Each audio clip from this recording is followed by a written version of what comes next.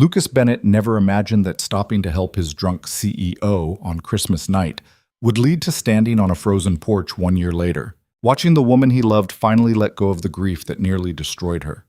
But before any of that healing could happen, there was the night Olivia Carter broke down completely in his passenger seat, confessing she'd found her father dying on their doorstep 2 months earlier, and that some nights she no longer wanted to wake up.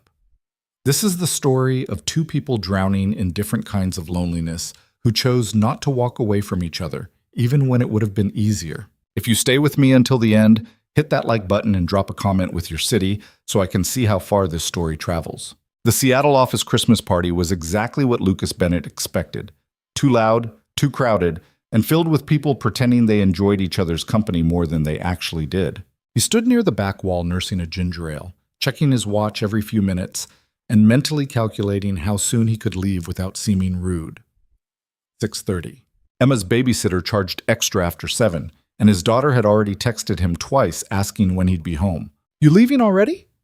Mark from accounting appeared beside him, holding what looked like his 4th beer. "Party just started, man." "Gotta get back to my daughter," Lucas said, setting his empty glass on a passing tray. Mark nodded knowingly. Right. Single dad life. Rough, brother." Lucas didn't bother correcting him that it wasn't rough, just different. People always said that with a kind of pity he'd stopped trying to argue against years ago. They wanted to feel bad for him, so he let them. He grabbed his coat from the pile near the door and was halfway to the elevator when he noticed her. Olivia Carter sat alone at the far end of the hotel bar, her perfectly tailored black dress somehow looking wrong on her tonight. Her dark hair fell loose around her shoulders instead of pulled back the way she usually wore it at work. And even from across the room, Lucas could see the unsteady way she reached for her wine glass. The CEO of their entire company, drunk and alone at her own Christmas party. Everyone else seemed to be actively avoiding that end of the bar. A few junior executives had tried approaching her earlier in the night, but she'd waved them off with the kind of cold dismissal that made people remember why they were afraid of her in staff meetings. Lucas should have kept walking. He had no business getting involved with whatever was happening over there. Olivia Carter existed in a completely different universe than sales reps like him. She probably didn't even know his name despite him working at the company for 3 years. But something about the way she sat there, staring at nothing while everyone deliberately looked away, bothered him more than it should have. He changed direction and walked toward the bar. "Miss Carter?" He kept his voice quiet, non-threatening. "You okay?" She looked up at him with eyes that didn't quite focus. For a second he thought she might tell him to leave, but instead she just stared at him like she was trying to remember who he was. "Do I know you?" Her words came out slightly slurred. "Lucas Bennett. I work in sales, 3rd floor." He gestured vaguely toward where their office building would be, several blocks away. "Right." She turned back to her wine. "You should go back to the party. Lucas Bennett from sales." "I was actually heading out, but I don't think you should drive home tonight." Olivia laughed, but it sounded bitter and wrong. "That's not your problem." "Maybe not, but I'd feel like garbage if I left and something happened to you." She studied him again, this time with something that looked almost like curiosity breaking through the alcohol haze. "Why?" "Old bit say os wom." "Because you're a person who's clearly having a bad night, and I'm a person who can see that. Doesn't seem complicated." For a long moment, she didn't respond. Then she picked up her wine glass, drained what was left, and stood up too quickly. Lucas caught her elbow when she swayed. "Fine," she said. "You can drive me home, but don't expect me to remember this tomorrow." "I won't," Lucas lied. Getting Olivia out of the hotel without drawing too much attention turned out to be harder than he expected. She could barely walk in her heels, and twice he had to steer her away from colleagues trying to make conversation. By the time they reached the parking garage, he was half carrying her. "My car's that one." She pointed toward the sleek black Mercedes. "Keys are in my purse." "We'll take mine," Lucas said, guiding her toward his beat-up Honda Civic instead. "You can get yours tomorrow." "Right, that was it. She didn't argue, which told him exactly how drunk she really was. The drive started in silence. Olivia slumped against the passenger window with her eyes closed, and Lucas thought maybe she'd fallen asleep. He just started wondering how he was supposed to get her address without waking her when she spoke. He died on our porch. Lucas glanced over, but her eyes were still closed. Who did? Ikaw. My father. Her voice came out flat, emotionless. 2 months ago. I found him there when I came home from work. Just lying there on the steps like he was sleeping, except he wasn't. Lucas's hands tightened on the steering wheel. I'm sorry. Everyone's sorry. Sorry doesn't change anything. She finally opened her eyes and turned to look at him. Do you know what it's like to watch someone die while you're calling 911 and they're telling you to stay? Calm and perform CPR, but you can't remember how. And by the time the ambulance arrives, it's too late anyway? No, Lucas said quietly. I don't. It's hell. That's what it's like. Pure hell. She pressed her face back against the window. And then everyone expects you to be okay. Come back to work, run the company, smile at Christmas parties like your whole world didn't just end. They stopped at a red light. In the glow from the traffic signal, Lucas could see tears running down her face. Where do you live?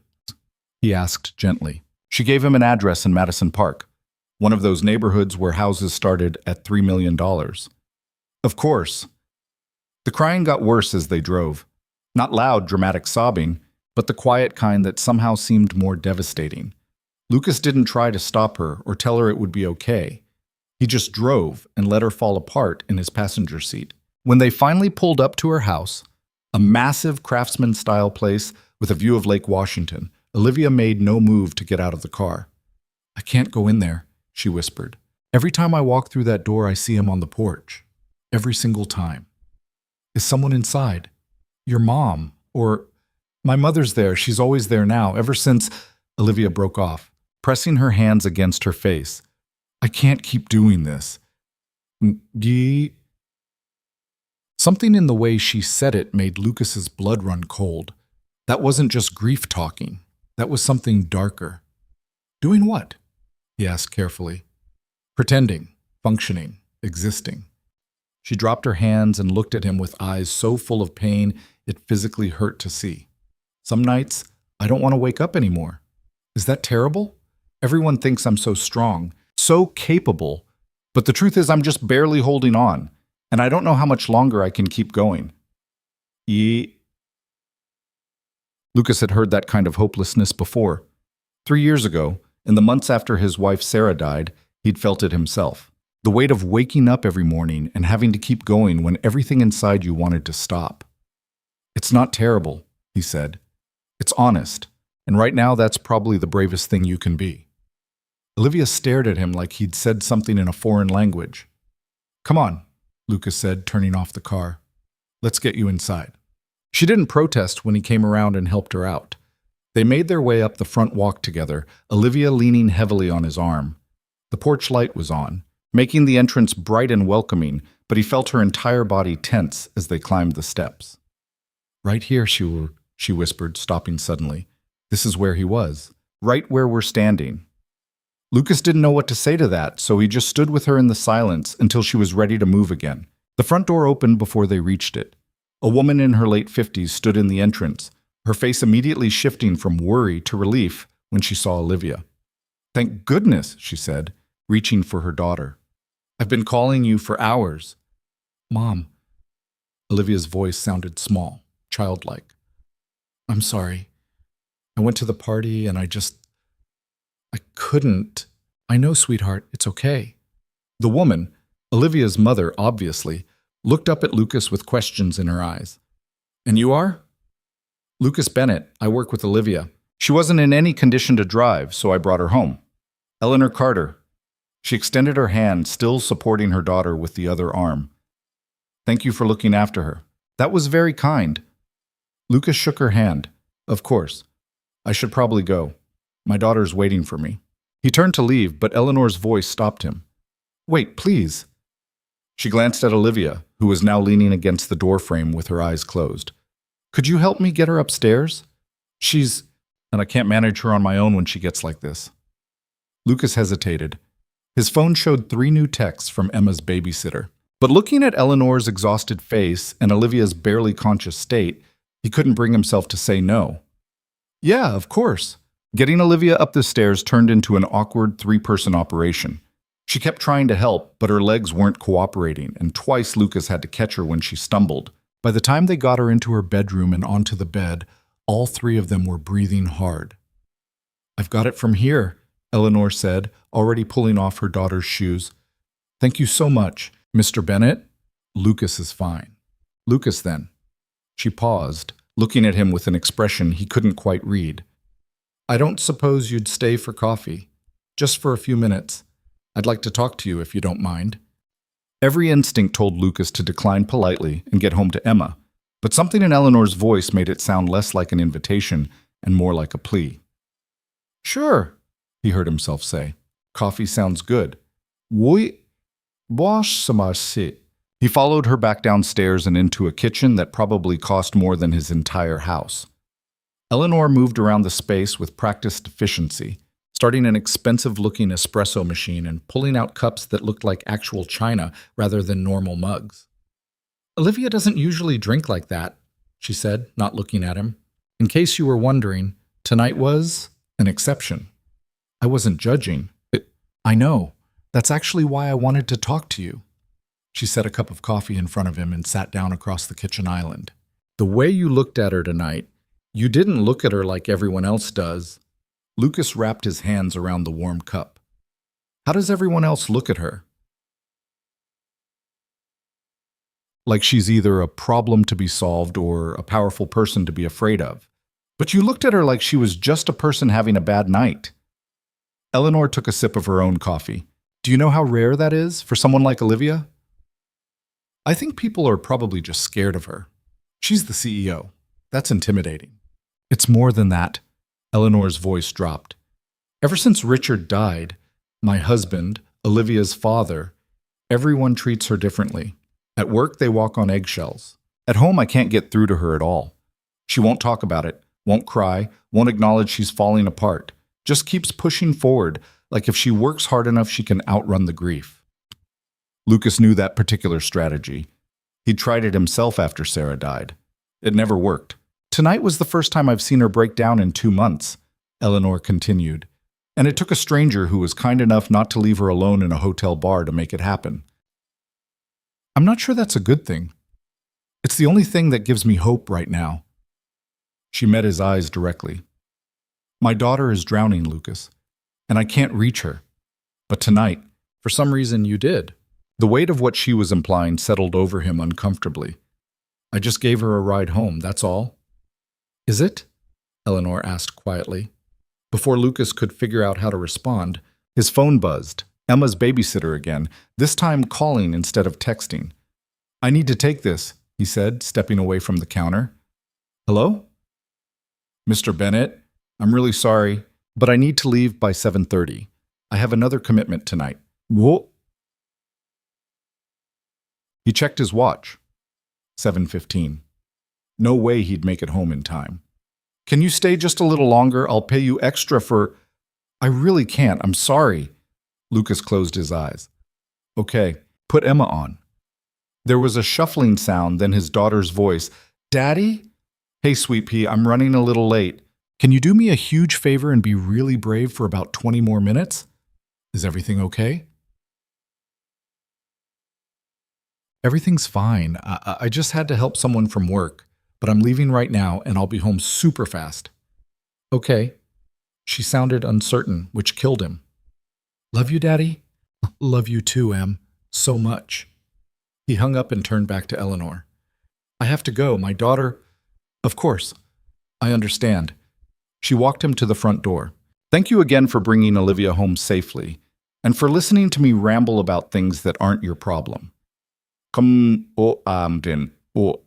Lucas paused with his hand on the doorknob. "Can I ask you something?" "Anything." "Earlier tonight, Olivia said some things that worried me, about not wanting to wake up anymore. Has she talked like that before?" Eleanor's face went pale. "She told you that?" "Yeah."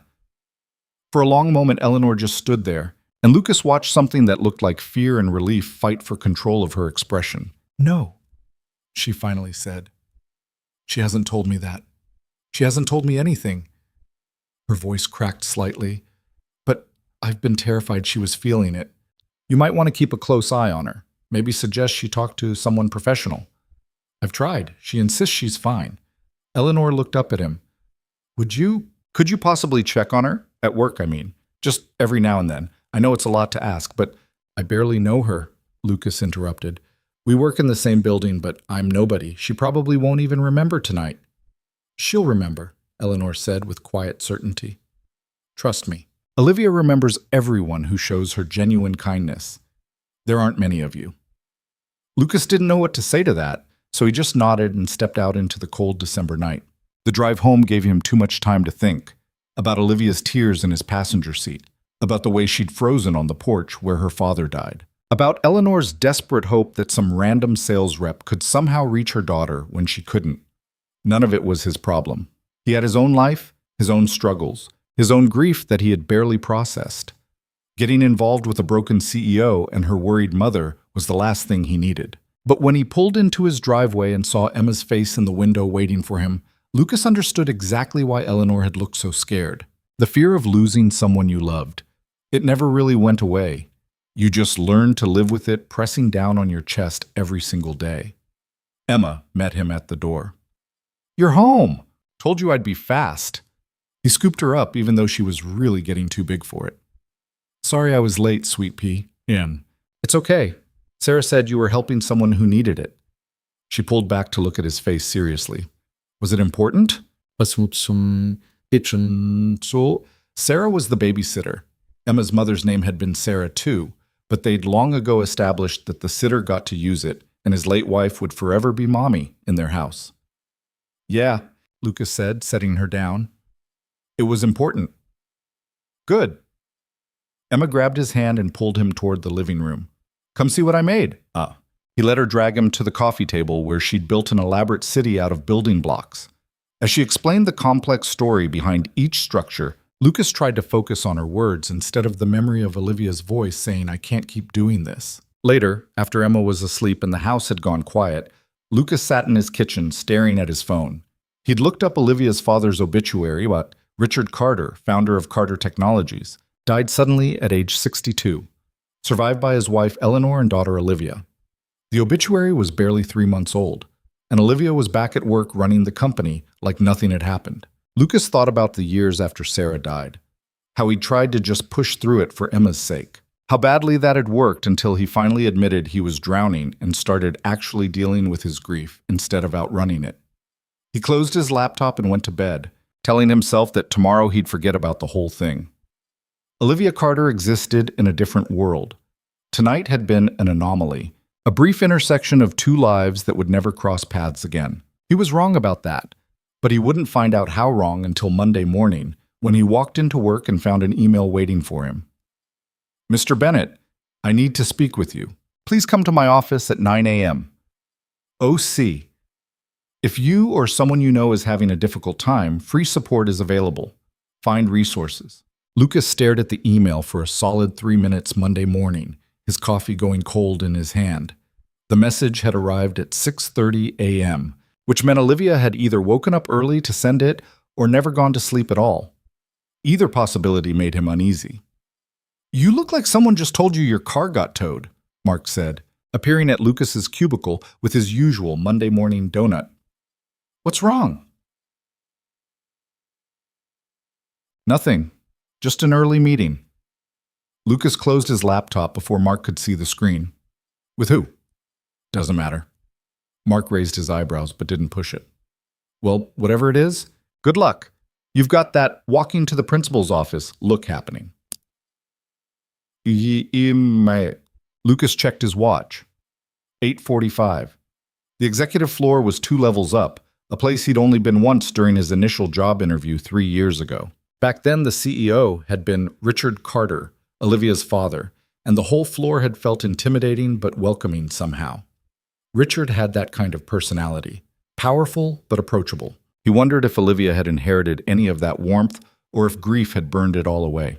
At exactly 9 a.m., Lucas stepped off the elevator onto the executive floor. The receptionist looked up with a polite smile that faltered when she saw him. Can I help you? Lucas Bennett, I have a meeting with Miss Carter. She checked her computer, clearly surprised to find his name actually listed. Of course. Her office is at the end of the hall. She's expecting you. The walk down that hallway felt longer than it should have. Through the glass walls of various conference rooms, Lucas could see other executives already deep in Monday morning meetings. None of them glanced his way, but he felt exposed anyway. Olivia's office door was open. She sat behind a massive desk, staring at her computer screen with an expression of intense concentration. She'd changed since Friday night. The vulnerable, broken woman from his car had been replaced by someone who looked sharp, controlled, and completely unreachable. Lucas knocked on the doorframe. "Mr. Bennett?" She looked up, and for just a second something flickered in her eyes that might have been embarrassment. "Close the door and sit down." He did as instructed, settling into one of the chairs across from her desk. The office was stunning, floor-to-ceiling windows overlooking downtown Seattle, minimalist furniture that probably cost more than his annual salary, a few tasteful pieces of art on the walls. But what caught his attention was the complete absence of personal items. No family photos, no plants, nothing that suggested an actual human being worked here. "I'm sure you're wondering why I asked you to come up here," Olivia said, her voice carefully neutral. "The thought crossed my mind. I wanted to apologize for Friday night.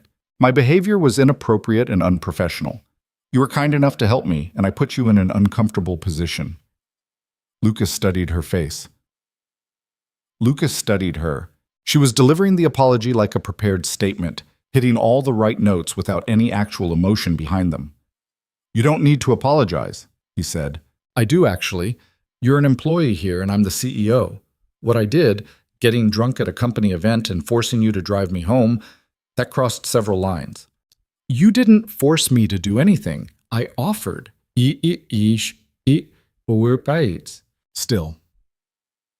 She folded her hands on her desk, and Lucas noticed they were shaking slightly. "I want to assure you that nothing like that will happen again. I've already spoken to HR to make sure there's no record of the incident, and I'd appreciate if you'd keep the details of Friday night confidential." There it was. She was trying to make the whole thing disappear, pretend it never happened. Probably the same way she'd been handling her father's death. Lock it away, don't acknowledge it, keep moving forward. "Is that all?" Lucas asked. "Yes. You can go back to your department." He should have stood up and left. This was clearly what she wanted. A clean break. A return to the normal hierarchy where CEOs and sales reps didn't have tearful conversations in car rides home. Instead, he stayed in his seat. "Your mom seems nice," he said. Olivia's carefully controlled expression cracked slightly. "Excuse me?" "Eleanor, your mother. She made me coffee after we got you upstairs. We talked for a bit." "You talked to my mother?" The color drained from her face. "About what?" "About how worried she is. About you." Lucas leaned forward. "Look, I know you want to pretend Friday night didn't happen, and I'll keep my mouth shut about the details if that's what you need. But I can't pretend I didn't hear what you said in my car. I was drunk. People say things when they're drunk." "Yeah, they do. Usually true things they're too scared to say sober." Olivia stood up abruptly. "This conversation is over, Mr. Bennett. Thank you for your discretion. You can—" "Have you talked to anyone?" Lucas interrupted. "Since your dad died, a therapist, a counselor, anyone? That's none of your business." "You're right. It's not." He stood up too, meeting her eyes across the desk. "But your mom asked me to check on you at work, and I'm a guy who keeps his word. So I'm asking, are you okay?" For a long moment, she just stared at him. Lucas could see her trying to decide whether to throw him out or break down completely. She did neither. "I'm fine," she said quietly. "I'm handling it." "That's not what I asked." "It's the answer you're getting."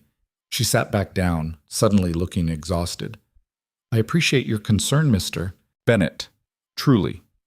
But I don't need saving, and I don't need monitoring. What I need is for everyone to stop looking at me like I'm about to shatter." "I'm not looking at you like that." Then how are you looking at me?"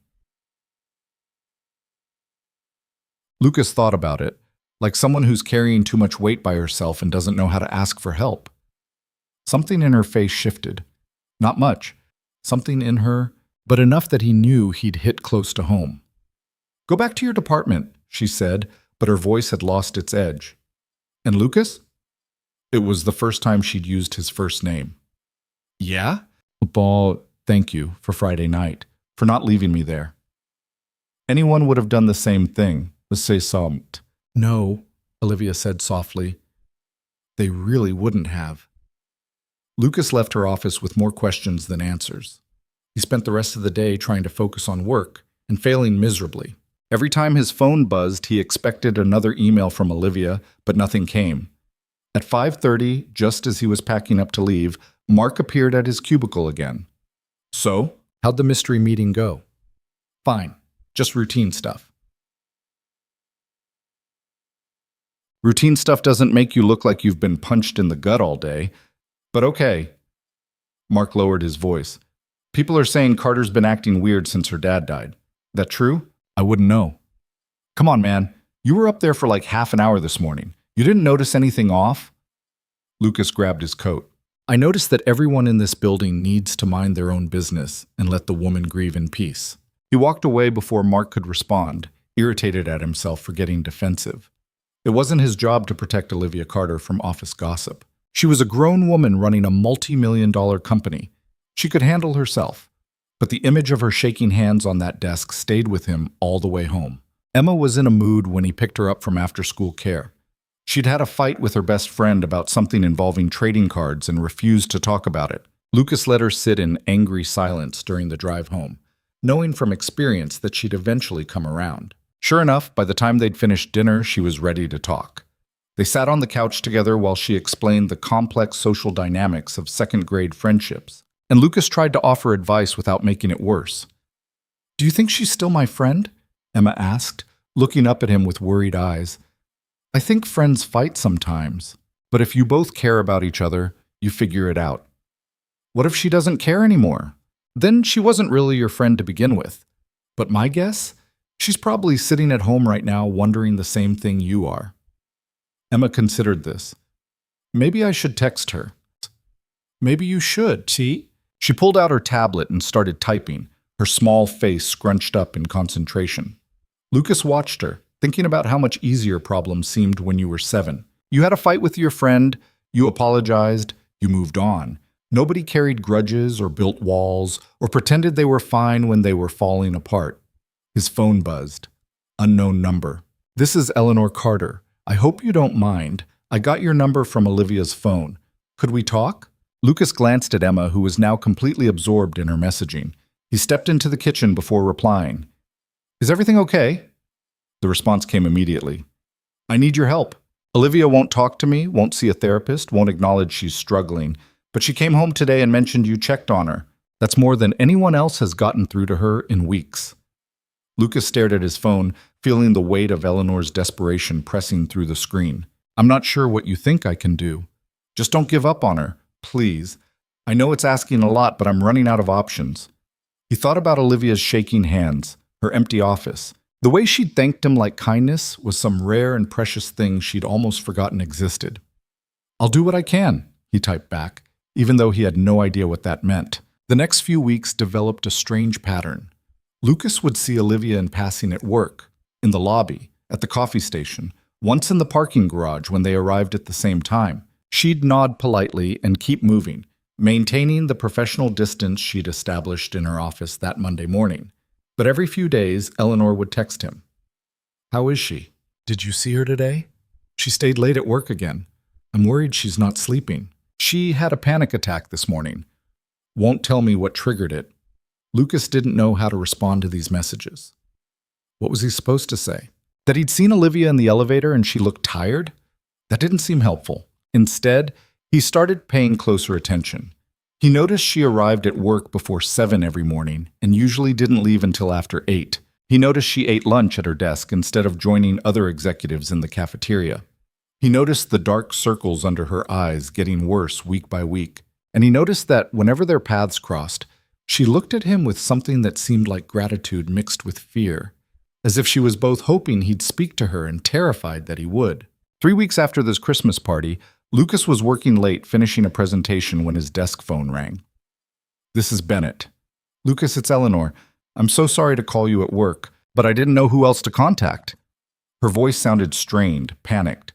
Lucas sat up straighter. What's wrong? It's Olivia. She's having some kind of breakdown. She came home an hour ago and locked herself in her room and won't come out. I can hear her crying, but she won't open the door, and I don't know what to do. Have you tried calling her therapist? She doesn't have one. She keeps saying she doesn't need help. Eleanor's voice cracked. I know this isn't your responsibility, but she responded to you before.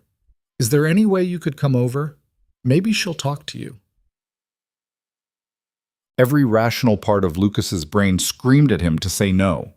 This was too much, too complicated, too far outside the boundaries of normal human interaction. He barely knew this woman. Her problems weren't his to solve. I'll be there in 20 minutes, he heard himself say. He called Emma's babysitter on the way out, grateful that Sarah was available on short notice. The drive to Madison Park took forever in evening traffic, giving him plenty of time to question his sanity. What was he doing? Why was he getting involved in this? Olivia had made it clear she wanted to handle things on her own. She'd probably be furious that her mother had called him, but he kept thinking about what she'd said in his car that night. Some nights, I don't want to wake up anymore. And he kept driving. Eleanor answered the door before he could even knock. She looked like she'd been crying. Thank you for coming.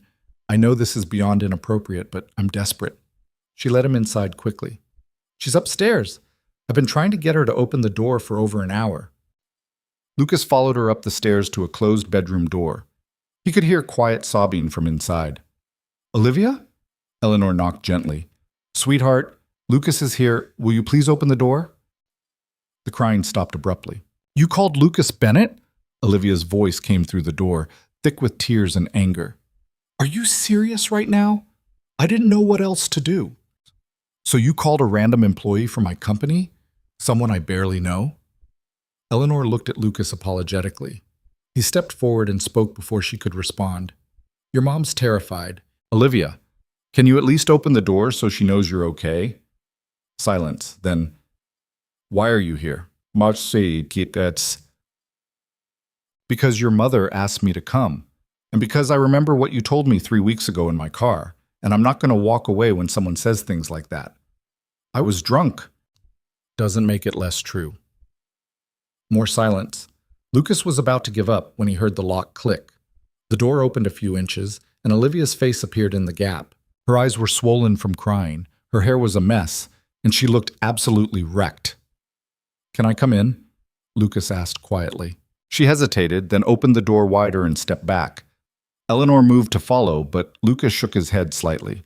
She understood and stayed in the hallway. Olivia's bedroom looked like the rest of her house. Expensive and tasteful, but somehow impersonal. She sat down on the edge of her bed, hugging her knees to her chest. Lucas closed the door and leaned against it, giving her space. Bad day? He asked. She laughed, but it came out as more of a sob. You could say that. Want to talk about it? Not really. She wiped at her face with her sleeve. I don't know why my mother thought calling you would help. This is humiliating. Why? Because someone saw you having feelings? Because I'm the CEO of a major tech company, and I'm crying in my bedroom like a teenager while my employee stands there watching. I'm not watching, I'm just here. Lucas crossed the room and sat down in a chair near the window, keeping distance between them.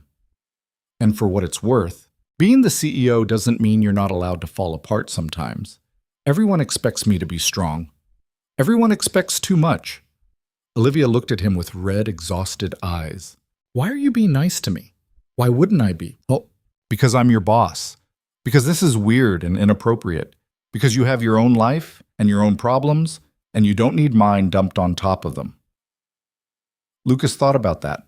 You want the honest answer? Please? Because 3 years ago my wife died in a car accident, and for months after I tried to handle everything on my own.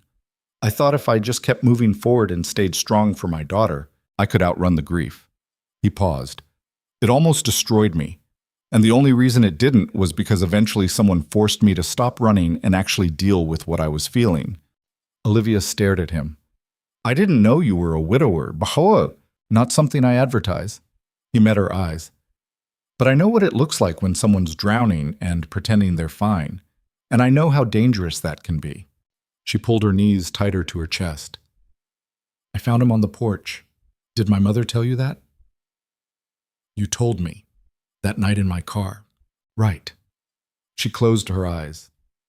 He had a heart attack walking up the front steps. By the time I got home from work, he'd been lying there for over an hour. The doctor said even if I'd been there immediately, it probably wouldn't have made a difference. But I keep thinking, what if I'd left work early that day? What if I'd just called him to check in? What if I'd noticed something was wrong the last time we talked? You can't think like that. Why not? It's the truth. I was so focused on work, on proving I could run this company, that I didn't even realize my own father was having health problems. Did he know he was having health problems? No, the heart attack was sudden. Then how were you supposed to know? Olivia opened her eyes and looked at him. I should have paid more attention. You should have been psychic? Come on, Olivia. You can't blame yourself for not predicting the future, Sam. Watch me. She stood up and started pacing. Everyone keeps saying it's not my fault, that I need to let it go, that he wouldn't want me to torture myself like this. But they didn't find him. They didn't watch him die while trying to remember CPR instructions from a class they took 10 years ago. They didn't have to tell their mother that her husband was gone. Lucas let her pace, let her get it all out. Sometimes people didn't need advice or comfort. They just needed to scream into the void and have someone witness it. And now everyone at work treats me like I'm made of glass, she continued.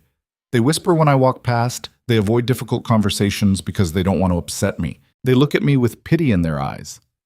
I hate it. I hate all of it. That why you locked yourself in here tonight? She stopped pacing. I had a board meeting today. 6 hours of presentations and questions and strategic planning. The whole time I kept thinking about how my father built this company from nothing, how he dedicated his entire life to it, and now it's my job to make sure his legacy doesn't fall apart. She pressed her hands to her face. The pressure is suffocating me, and I can't tell anyone because they'll think I'm weak or incapable or not ready to lead. Or they'll think you're human. Same thing, in their eyes. Lucas stood up and walked over to her. You're not going to be able to keep this up, you know.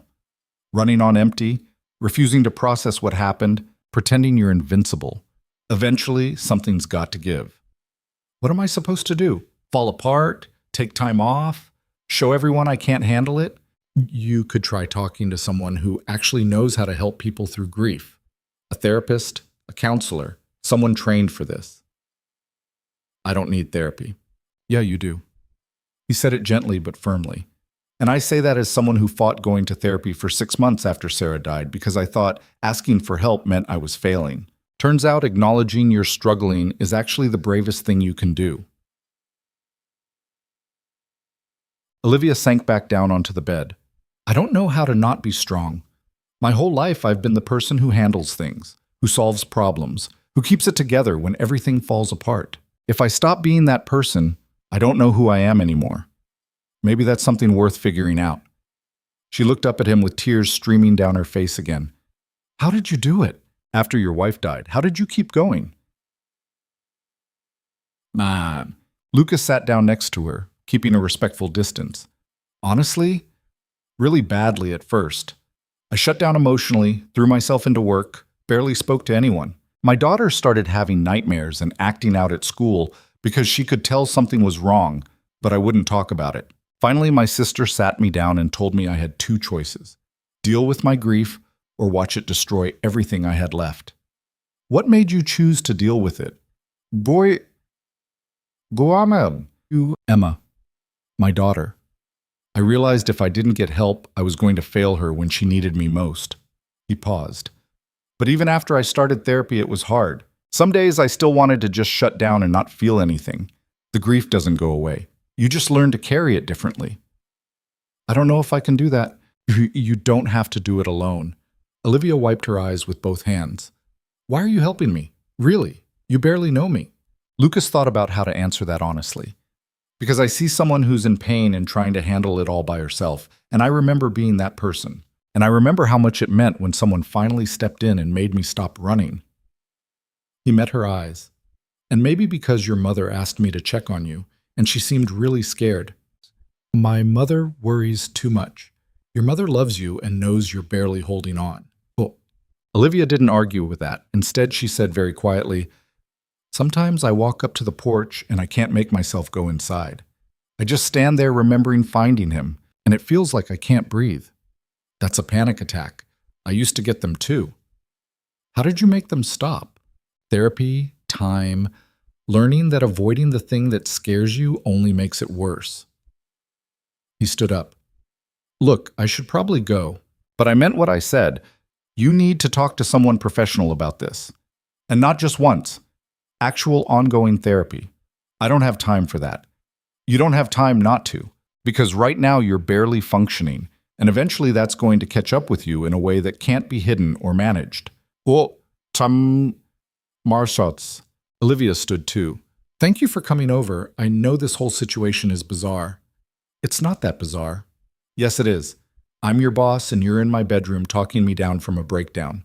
That's the definition of bizarre. Lucas smiled slightly. Fair point, but sometimes bizarre is what's needed. They walked to the door together. Eleanor was waiting in the hallway, trying not to look too anxious. Is everything okay? She asked. We talked, Olivia said. I'm fine, Mom. You didn't need to panic. You locked yourself in your room crying for over an hour. That's panic-worthy. Olivia looked like she wanted to argue, but instead she just hugged her mother tightly. I'm sorry I scared you. Lucas slipped past them and headed downstairs, giving them privacy. He was almost to the front door when Eleanor caught up with him. Thank you, she said quietly. Whatever you said to her, thank you. Yes, sir. I just talked. I'm not sure it helped. It did. I could see it in her face. Eleanor touched his arm lightly. Would you consider coming by again? Not for a crisis, just maybe for coffee sometime. I think having someone to talk to who actually understands grief might be good for her. Lucas hesitated. This was already way more involved than he should be. Every conversation with Olivia pulled him deeper into her life, blurred more boundaries, complicated things in ways he couldn't quite define. I'll think about it, he said, which they both knew meant yes. The drive home gave him time to second-guess everything. He'd crossed about 15 different professional and personal lines tonight. Olivia was right. The situation was bizarre, inappropriate even, but he couldn't shake the memory of her face when she talked about finding her father on the porch. That kind of pain didn't go away on its own. It festered and grew and eventually consumed everything if you didn't deal with it head on. He thought about calling his own therapist, the woman who'd helped him through the worst parts of losing Sarah. Maybe she could recommend someone for Olivia. Maybe he could at least do that much without getting more entangled. When he got home, Emma was already asleep, and Sarah, the babysitter, was watching TV on the couch. Everything okay? She asked, gathering her things. Yeah, just had to help someone from work with something. Must have been important. You looked pretty stressed when you left. Lucas paid her and walked her to the door, then went upstairs to check on Emma. She was sprawled across her bed with her favorite stuffed elephant, peaceful and safe in a way that made his chest ache. He'd been so focused on protecting Emma from his own grief 3 years ago that he'd almost destroyed them both in the process. The only thing that saved him was finally admitting he needed help. Now here was Olivia, making all the same mistakes, convinced she had to be strong enough to handle everything alone. And he was the idiot who couldn't walk away from watching someone drown. His phone buzzed as he was getting ready for bed. Text from an unknown number. This is Olivia. I got your number from my mom. I just wanted to say thank you for tonight. And you're right. I probably do need to talk to someone professional. Do you know anyone? Lucas stared at the message for a long moment before responding. I'll send you my therapist's contact info. She's good, really good, but you have to actually go and be honest with her, or it won't help. I will. I promise. Another message came through a minute later. Can I ask you something? Sure. Does it ever get easier? The grief. Lucas thought about how to answer that honestly. It gets different. You learn to carry it without it crushing you. Some days are harder than others. But yeah, eventually it gets easier to breathe. That's something, I guess. It's more than you think right now. Trust me. She didn't respond after that, and Lucas plugged his phone in and tried to sleep. But he lay awake for a long time, thinking about Olivia locked in her room crying, about Eleanor's desperate plea for help, about the strange and complicated situation he'd somehow landed himself in the middle of. He should pull back, establish boundaries, make it clear this couldn't continue. But when he finally fell asleep, he was already planning what to say the next time they talked, already thinking about how to help someone who reminded him way too much of himself 3 years ago. And somewhere across the city, in a massive house overlooking Lake Washington, Olivia Carter was doing the exact same thing. 2 days later, Lucas got a text from Olivia at 7 in the morning. I made an appointment with your therapist. First session is next week. Just thought you should know. He was sitting at his kitchen table helping Emma with her breakfast when the message came through. She was explaining something complicated about a school project involving the solar system, but Lucas found himself reading the text 3 times. Daddy, are you even listening? What? Yeah, sorry, sweet pea. Neptune, you were talking about Neptune. That was 5 minutes ago. I'm on Jupiter now. Emma gave him the exact look Sarah used to give him when he zoned out during conversations. Who are you texting? Just someone from work. Is it important? Lucas looked at his daughter's curious face and realized he had no idea how to answer that question honestly. Was Olivia important? She was his boss. She was someone who needed help. She was someone who'd somehow become tangled up in his life in a way he still didn't fully understand. I don't know yet, he said, which was probably the most truthful answer he could give. He texted back a simple response. That's good. Really good. Let me know how it goes if you want to talk about it. 3 dots appeared immediately, then disappeared, then appeared again. Finally, a message came through. Would you maybe want to get coffee sometime? Not about work, just, I don't know. My mom keeps saying I should try to connect with people who understand what I'm going through. Lucas stared at his phone. This was it. The moment where he should establish boundaries, make it clear that their relationship needed to stay professional, pull back from whatever this was becoming. Sure. When works for you? The response came fast. Saturday afternoon? There's a place near the lake I used to go to with my dad. I've been avoiding it, but my therapist said facing places with difficult memories might help. Sounds good. Send me the address. Emma was watching him with that knowing look kids somehow developed way too early. You're smiling at your phone. That's weird. I'm not smiling.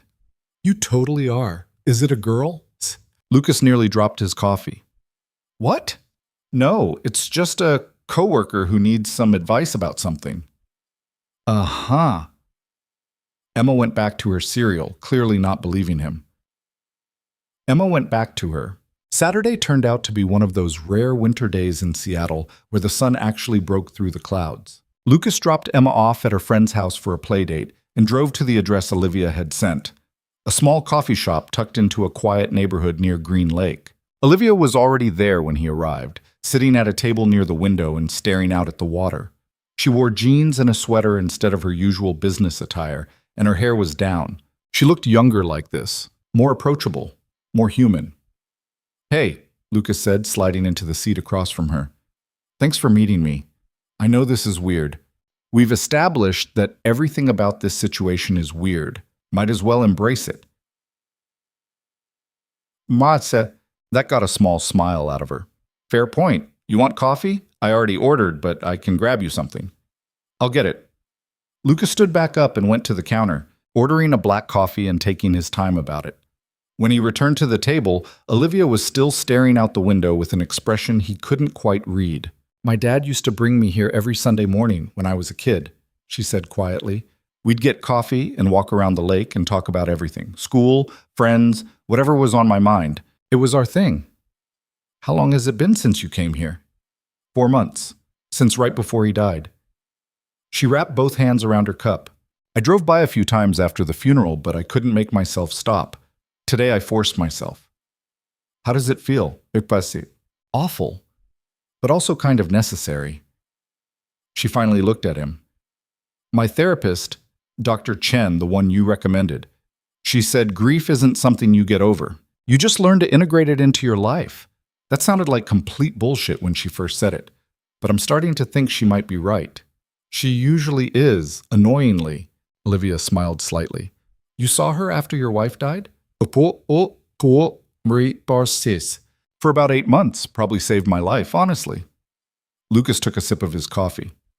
How was your first session? Intense. I cried for like 40 minutes straight. She just sat there with a box of tissues and let me fall apart. Olivia shook her head. I've never done that before. Just completely lost it in front of a stranger.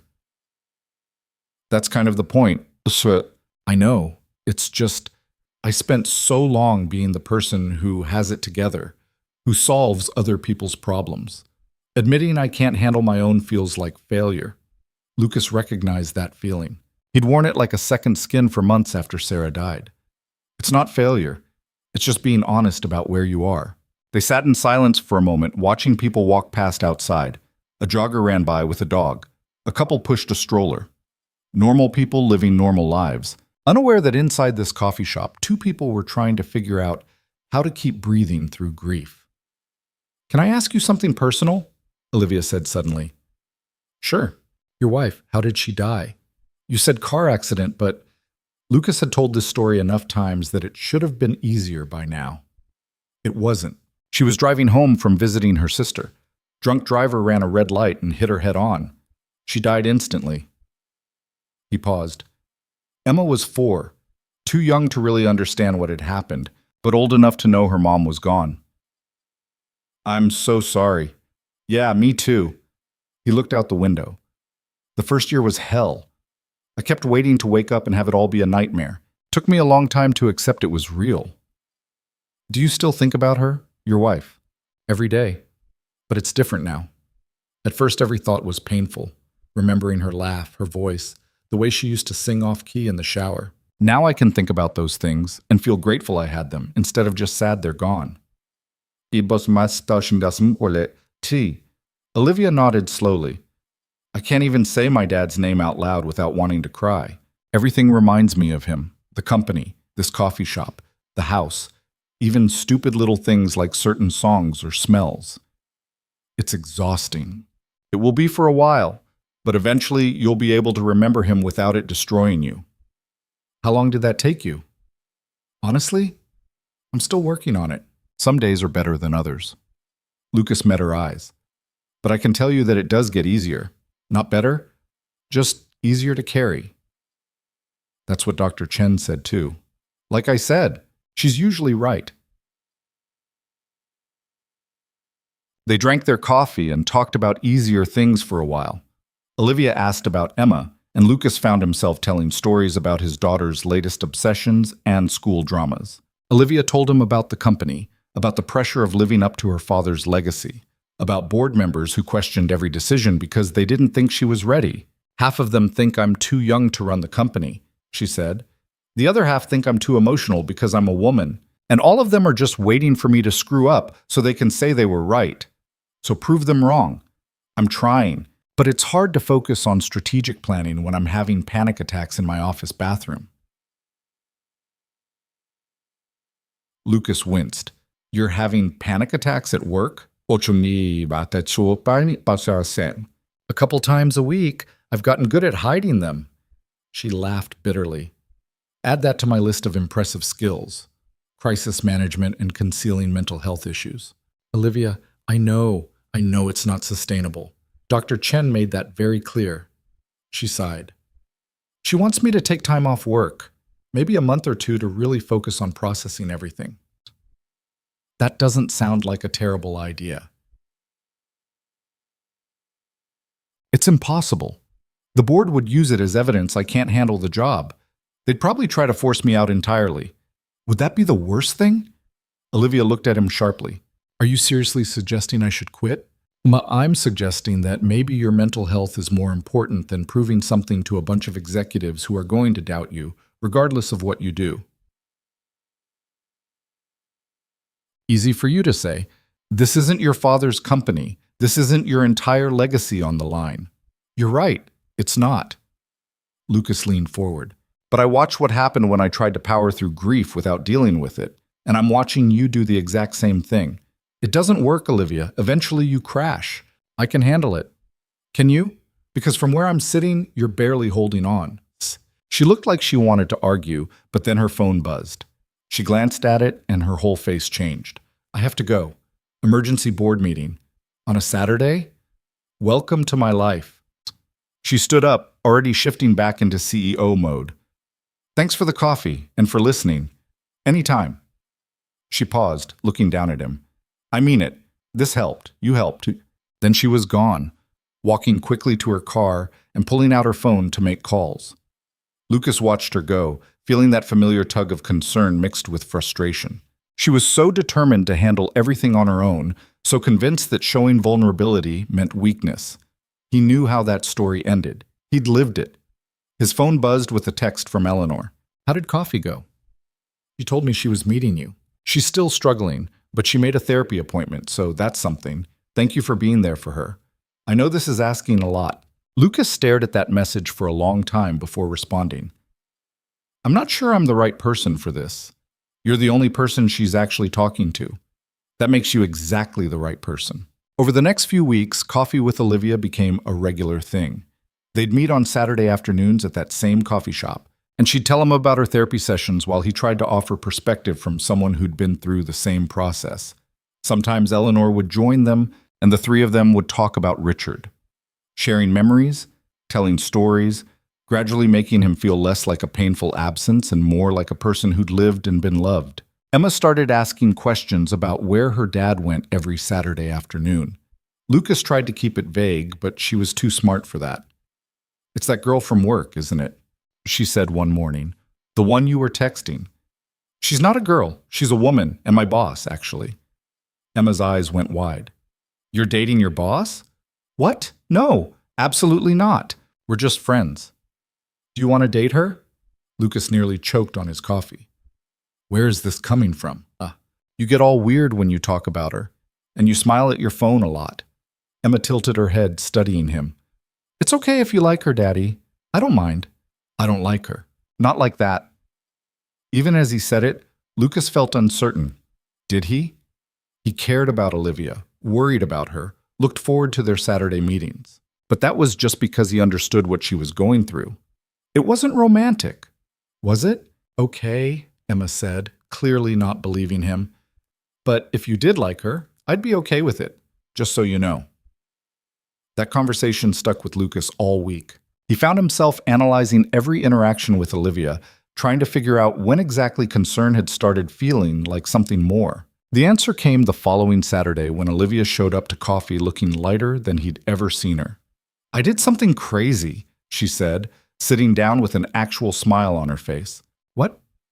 "I took your advice." "Well, Dr. Chen's advice technically, but you said it first. I'm taking a leave of absence from work." Lucas stared at her.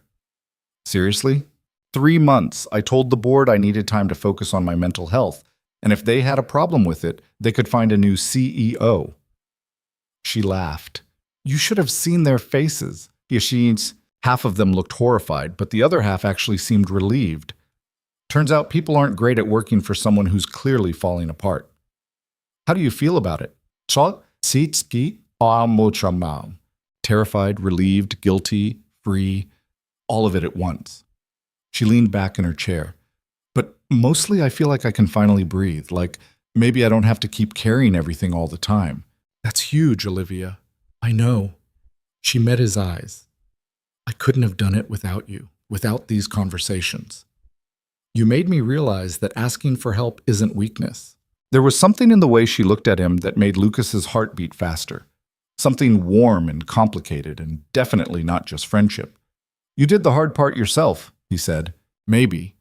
But you were there when I needed someone to tell me I wasn't crazy for struggling. That mattered more than you probably realize."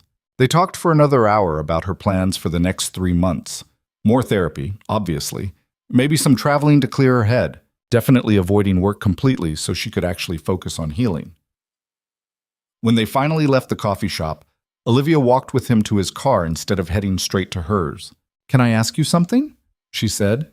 "Always." "Hey, would you maybe want to do something other than coffee sometime? My therapist suggested reconnecting with places and activities that used to bring me joy. My dad used to take me fishing at Lake Washington when I was a kid. I haven't been since he died, but I think I'm ready to try again." She paused. "Would you come with me? I don't want to go alone." Mom. Every logical part of Lucas's brain said this was a bad idea.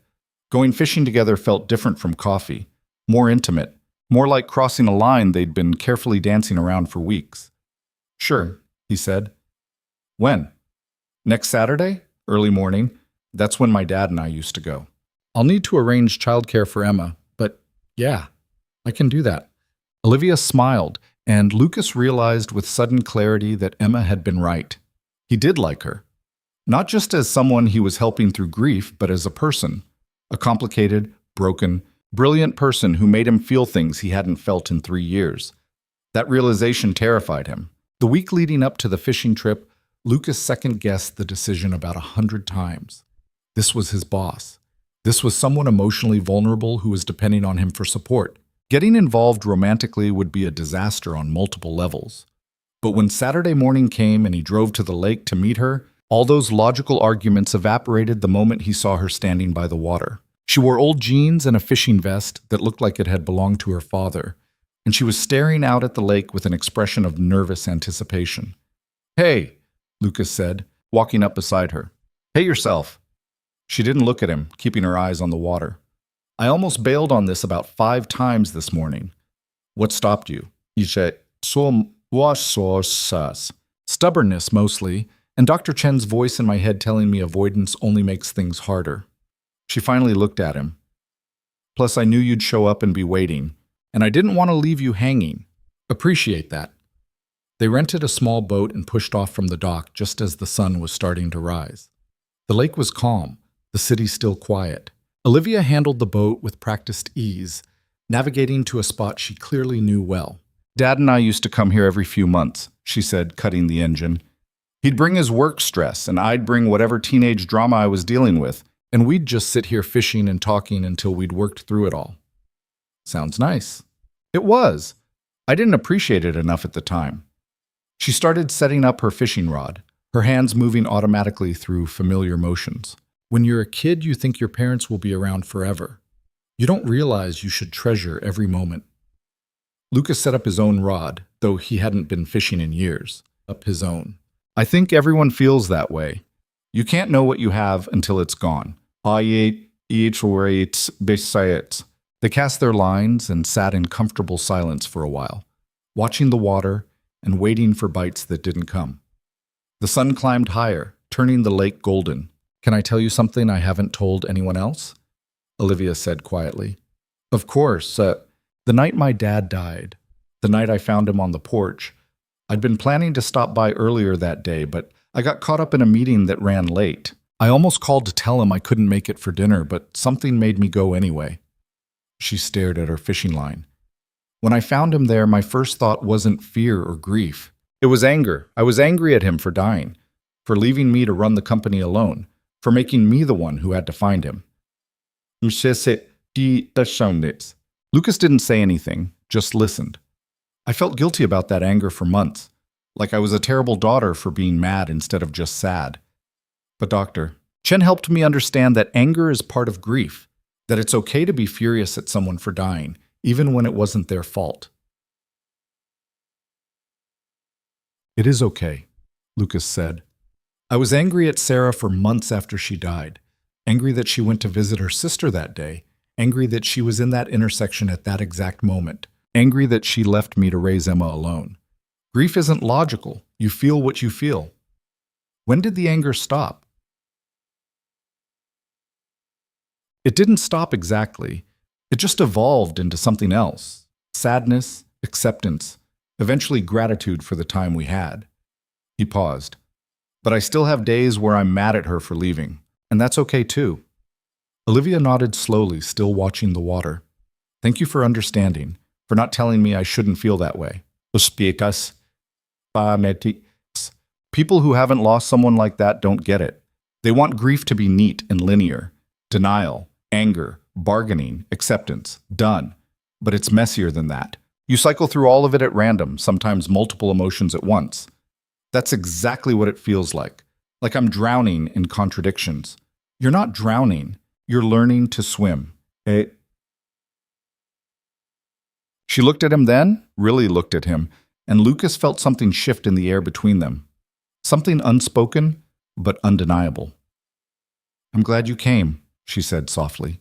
"Being here without my dad is hard, but being here with you makes it bearable." "I'm glad I came too." They fished for another hour without catching anything, but it didn't matter. They talked about their lives before grief. Olivia's childhood, Lucas's marriage. The people they'd been before loss reshaped them. It felt natural, easy, like they'd known each other far longer than a few months. When they finally headed back to shore, Olivia seemed lighter, more at peace. "Same time next week?" she asked as they loaded the fishing gear back into her car. "You want to make this a regular thing?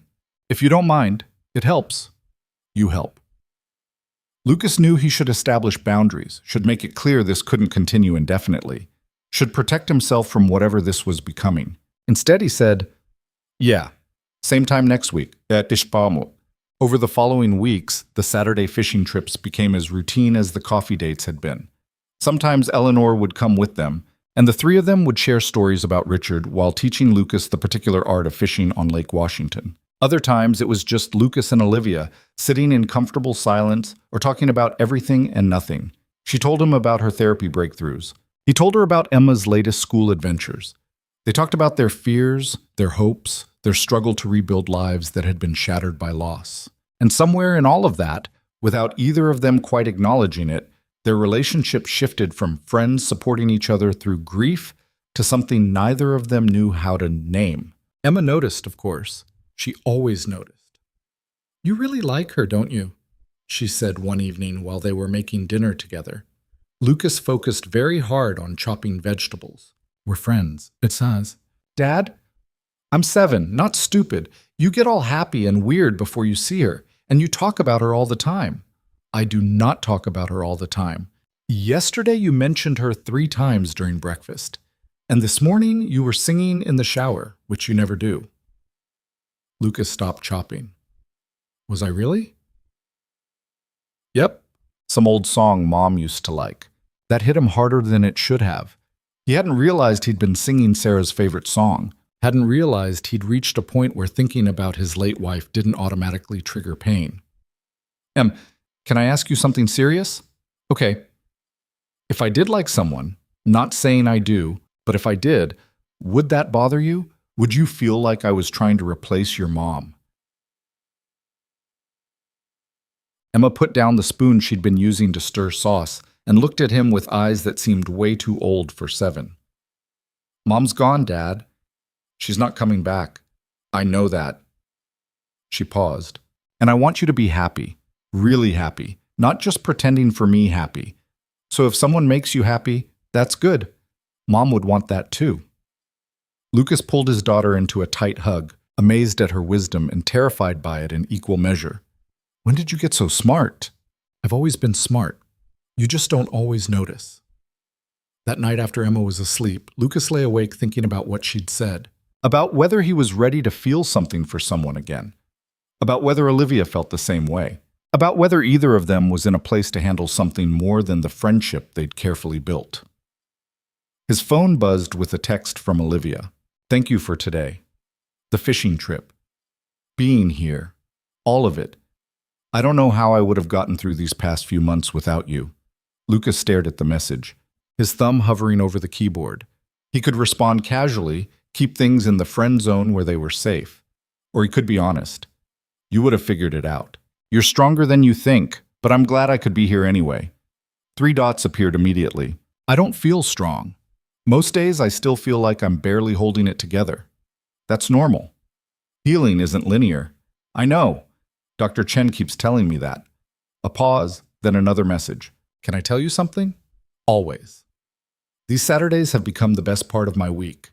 The therapy helps, taking time off work helps, but spending time with you, that's what actually makes me feel like maybe I'm going to be okay." Lucas read that message 3 times, his heart pounding. "I feel the same way," he typed back, then deleted it. "Too much, too fast. I'm glad I can help," he wrote instead, then deleted that too. "Not enough." Finally, he settled on something in between.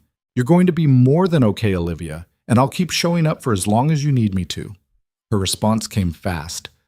"What if I need you to show up for longer than just while I'm grieving?" Lucas stared at those words, understanding exactly what she was really asking. His hands were shaking as he typed his response. "Then I'll show up for longer than that." "Good. Because I think somewhere between coffee and fishing and falling apart in front of you, I started needing you in my life for reasons that have nothing to do with grief. There it was, out in the open, The thing they'd been dancing around for weeks finally acknowledged. Lucas thought about all the reasons this was complicated. The power dynamic, the timing, the fact that they were both still healing from devastating losses, the fact that Emma was involved now too. But he also thought about how Olivia made him feel alive again in ways he'd forgotten were possible. How their conversations left him energized instead of drained. How she understood parts of him that most people never saw. "I need you in my life too," he wrote. "And not just as someone I'm helping through a hard time." So what do we do about that? "I don't know," Lucas admitted, "but I think we should probably figure it out. Same time next week?" "Same time next week." Lucas put his phone down and stared at the ceiling, knowing sleep wasn't coming anytime soon. Everything had just changed. And he had no idea if that was the best or worst decision he'd ever made. But for the first time in 3 years, he was willing to find out. The week between that text conversation and their next Saturday meeting felt like the longest 7 days of Lucas's life. He second-guessed himself constantly, drafting and deleting messages to Olivia about a dozen times before finally just leaving his phone alone. Emma watched him pace around the house Thursday night with obvious amusement.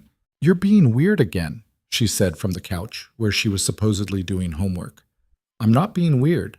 "You've walked past the kitchen 4 times in the last 10 minutes. That's weird." Lucas stopped pacing. "I'm just thinking about stuff." "About her?" "About a lot of things." Emma set down her pencil. "Dad, do you want my advice?" "From a 7-year-old about dating? I watch a lot of movies. I know how this works." She sat up straighter, suddenly very serious. "If you like her and she likes you, you should just tell her. That's what people do." It's more complicated than that, Sweet Pea." "Why? Because she's your boss?" Lucas blinked. "How do you know she's my boss?" "You told me that weeks ago. Also, I'm not deaf.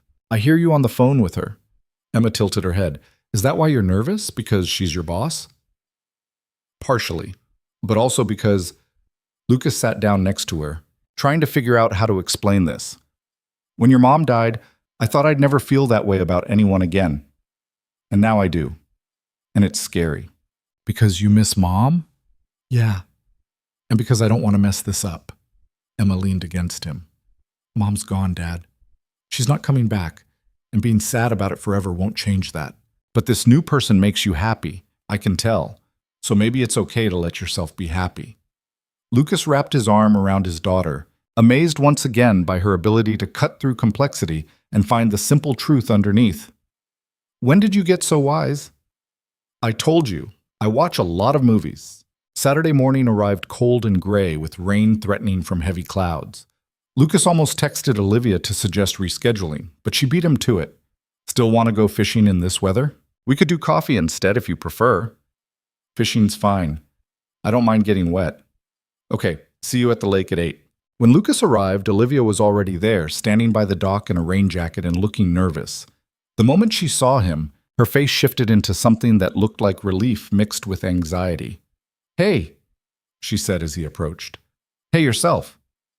They stood there awkwardly for a moment, the easy familiarity of previous weeks suddenly complicated by everything they'd admitted over text. "So," Olivia said finally, "this is weird now, isn't it?" "Little bit." "Good. I was worried it was just me."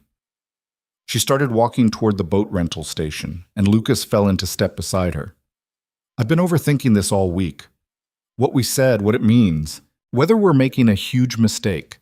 And what did you decide?" "That overthinking things is exactly what my therapist told me not to do." She glanced at him. "What about you? Have you been overthinking?" "Constantly. My daughter says I've been pacing around the house like a nervous cat." That got a small laugh out of her. "Your daughter sounds smart." "She is, terrifyingly so." They rented the boat and headed out onto the water despite the threatening weather. The lake was choppy, the sky dark, but neither of them suggested turning back. "This feels like a metaphor," Olivia said as she navigated through rough water. "Going out into a storm because we're too stubborn to stay safe on shore. Is that what we're doing? Going into a storm?" "I don't know. Maybe." She cut the engine at their usual fishing spot. "All I know is that I can't stop thinking about you. And not just because you helped me through a hard time, because of who you are." how you make me feel, the way you look at me like I'm just a person instead of a CEO or a grieving daughter or a problem to be solved. Lucas's heart was pounding. Olivia, let me finish, please. She turned to face him fully. I know the timing is terrible. I know I'm still a mess emotionally. I know you're my employee and this violates about 15 different professional boundaries. I know all the reasons this shouldn't happen. But I don't care about any of that as much as I care about what I feel when I'm with you. She paused. And I need to know if you feel the same way or if I'm completely misreading this.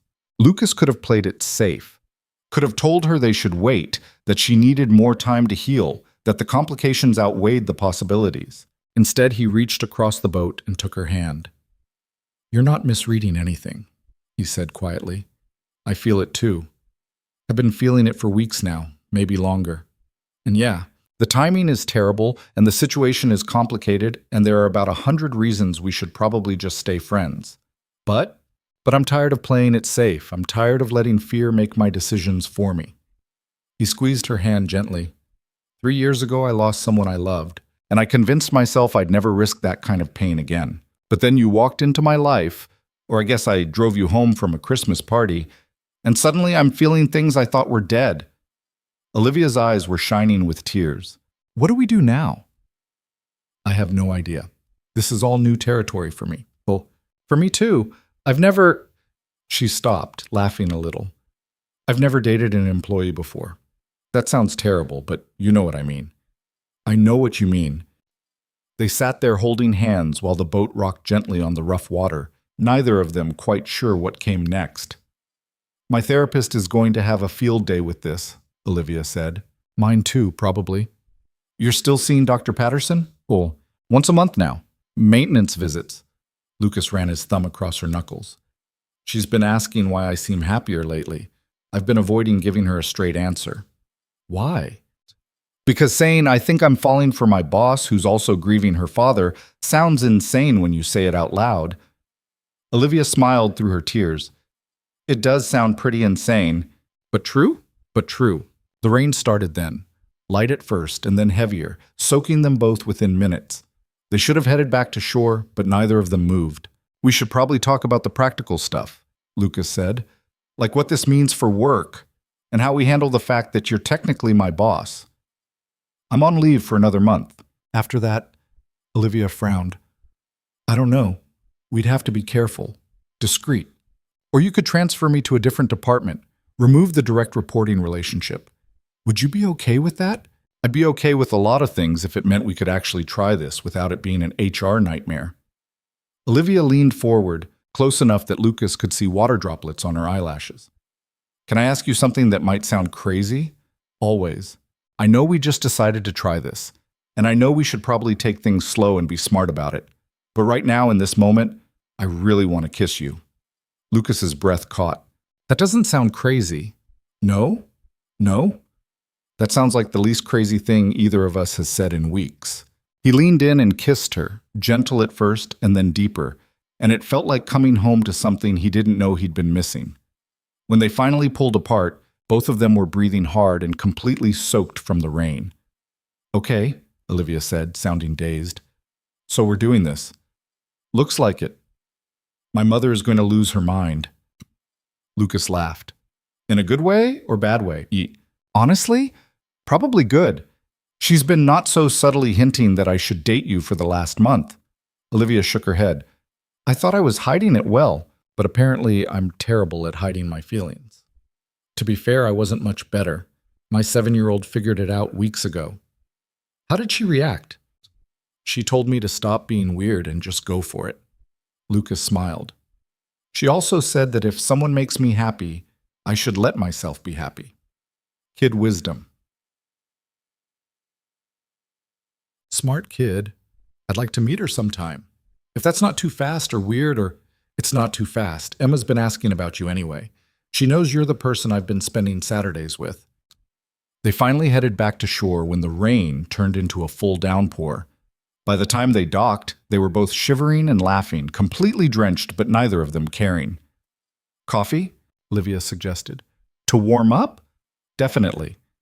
They drove separately to the coffee shop, and Lucas caught himself smiling at every stoplight. This was real. Whatever this was, it was actually happening. Inside the coffee shop, they sat in their usual spot by the window, cradling hot drinks and stealing glances at each other like teenagers. I should probably tell you something, Olivia said after a long silence. Okay. I'm terrified of this, of us, of what it means. I'm terrified I'm going to screw it up, or that my grief is going to make me impossible to be with, or that we're going to try this and it's going to fall apart and I'll lose you completely. Lucas reached across the table and took her hand again. I'm terrified too, of all the same things. How do we do this then? How do we start something new when we're both still carrying so much from our past? Carefully, honestly, with a lot of communication and probably some therapy sessions focused specifically on this. He paused. And we accept that it's going to be messy and complicated, and there are going to be days where grief hits hard and makes everything harder. That sounds exhausting. It probably will be. But I think it might also be worth it. Olivia squeezed his hand. I think so too. They spent the rest of the morning talking through logistics, how to handle things at work once she returned, how to introduce each other to the important people in their lives, how fast or slow to take things given everything they were both dealing with. It should have felt overwhelming, but instead it felt like they were building something together, making plans, creating a future that included both of them. I should probably go, Olivia said eventually, though she didn't let go of his hand.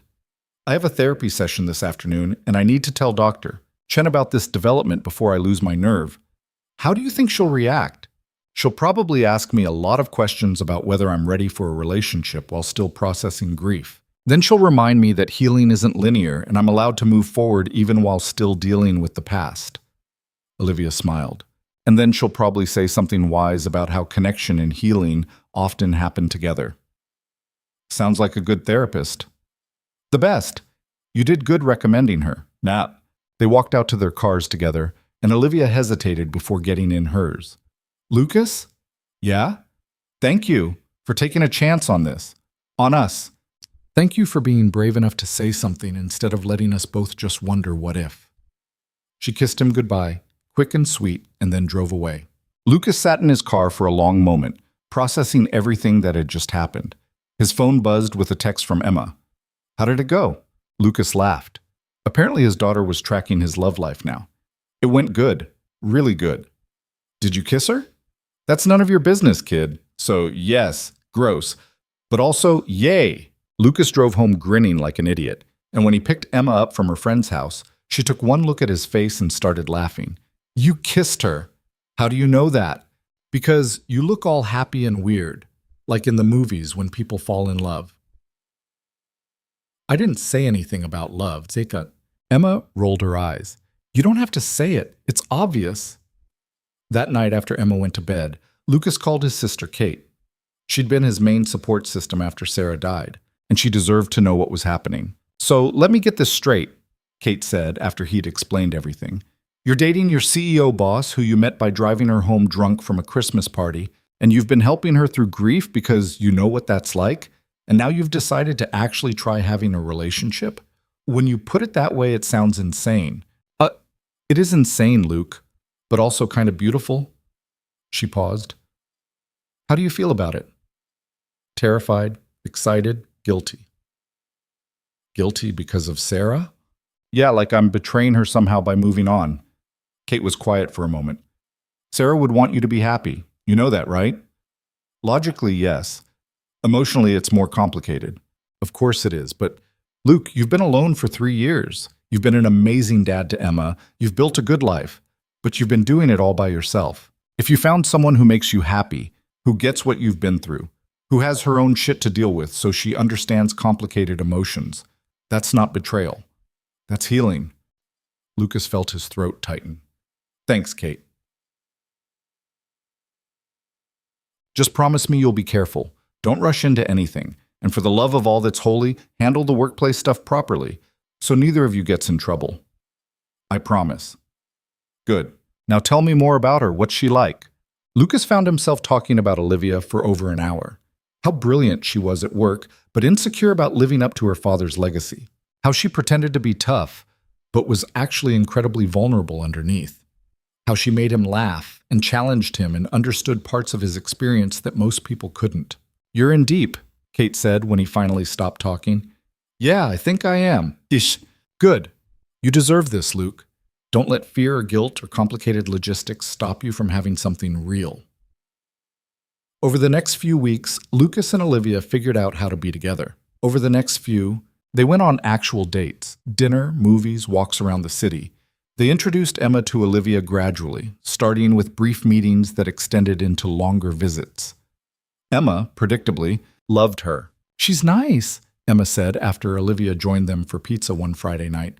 "And she doesn't treat me like a baby, which is good. I'm glad you like her." "Do you love her?"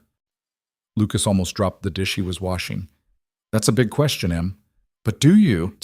He thought about how Olivia had become the first person he wanted to talk to when something good or bad happened, about how she understood his grief without him having to explain it, about how she made him want to build a future instead of just surviving the present.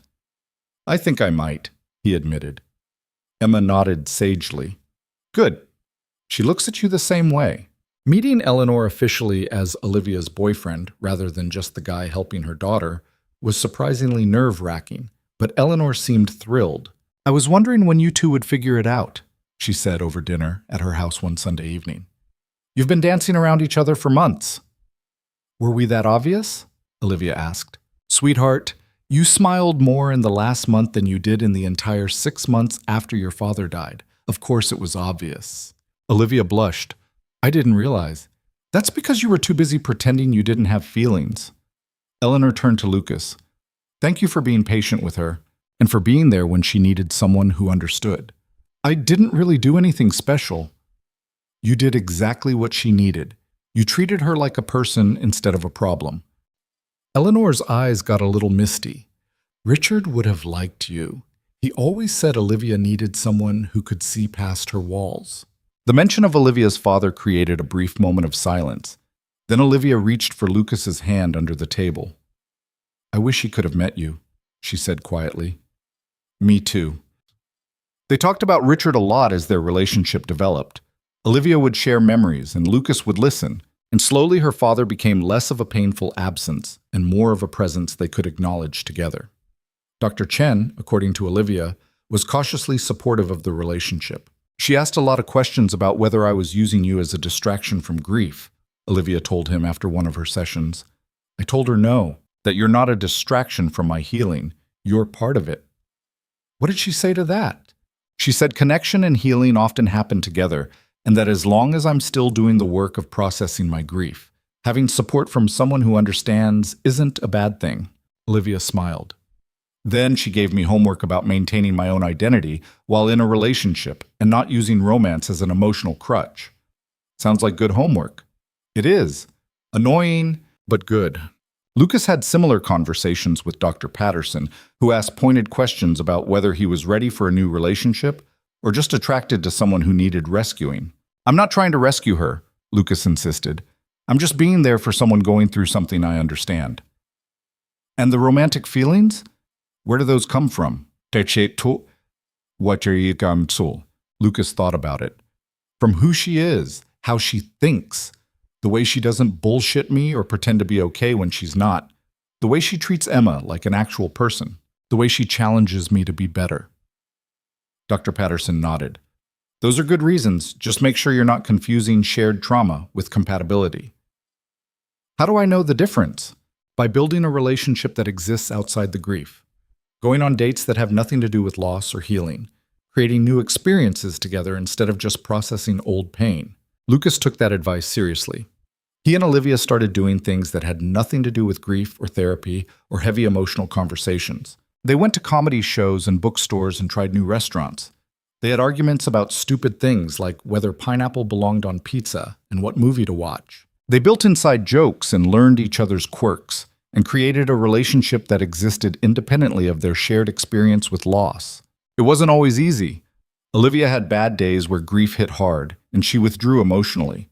Lucas had moments where guilt about moving on from Sarah threatened to overwhelm him. They had fights about boundaries and communication and the complicated dynamics of their workplace relationship.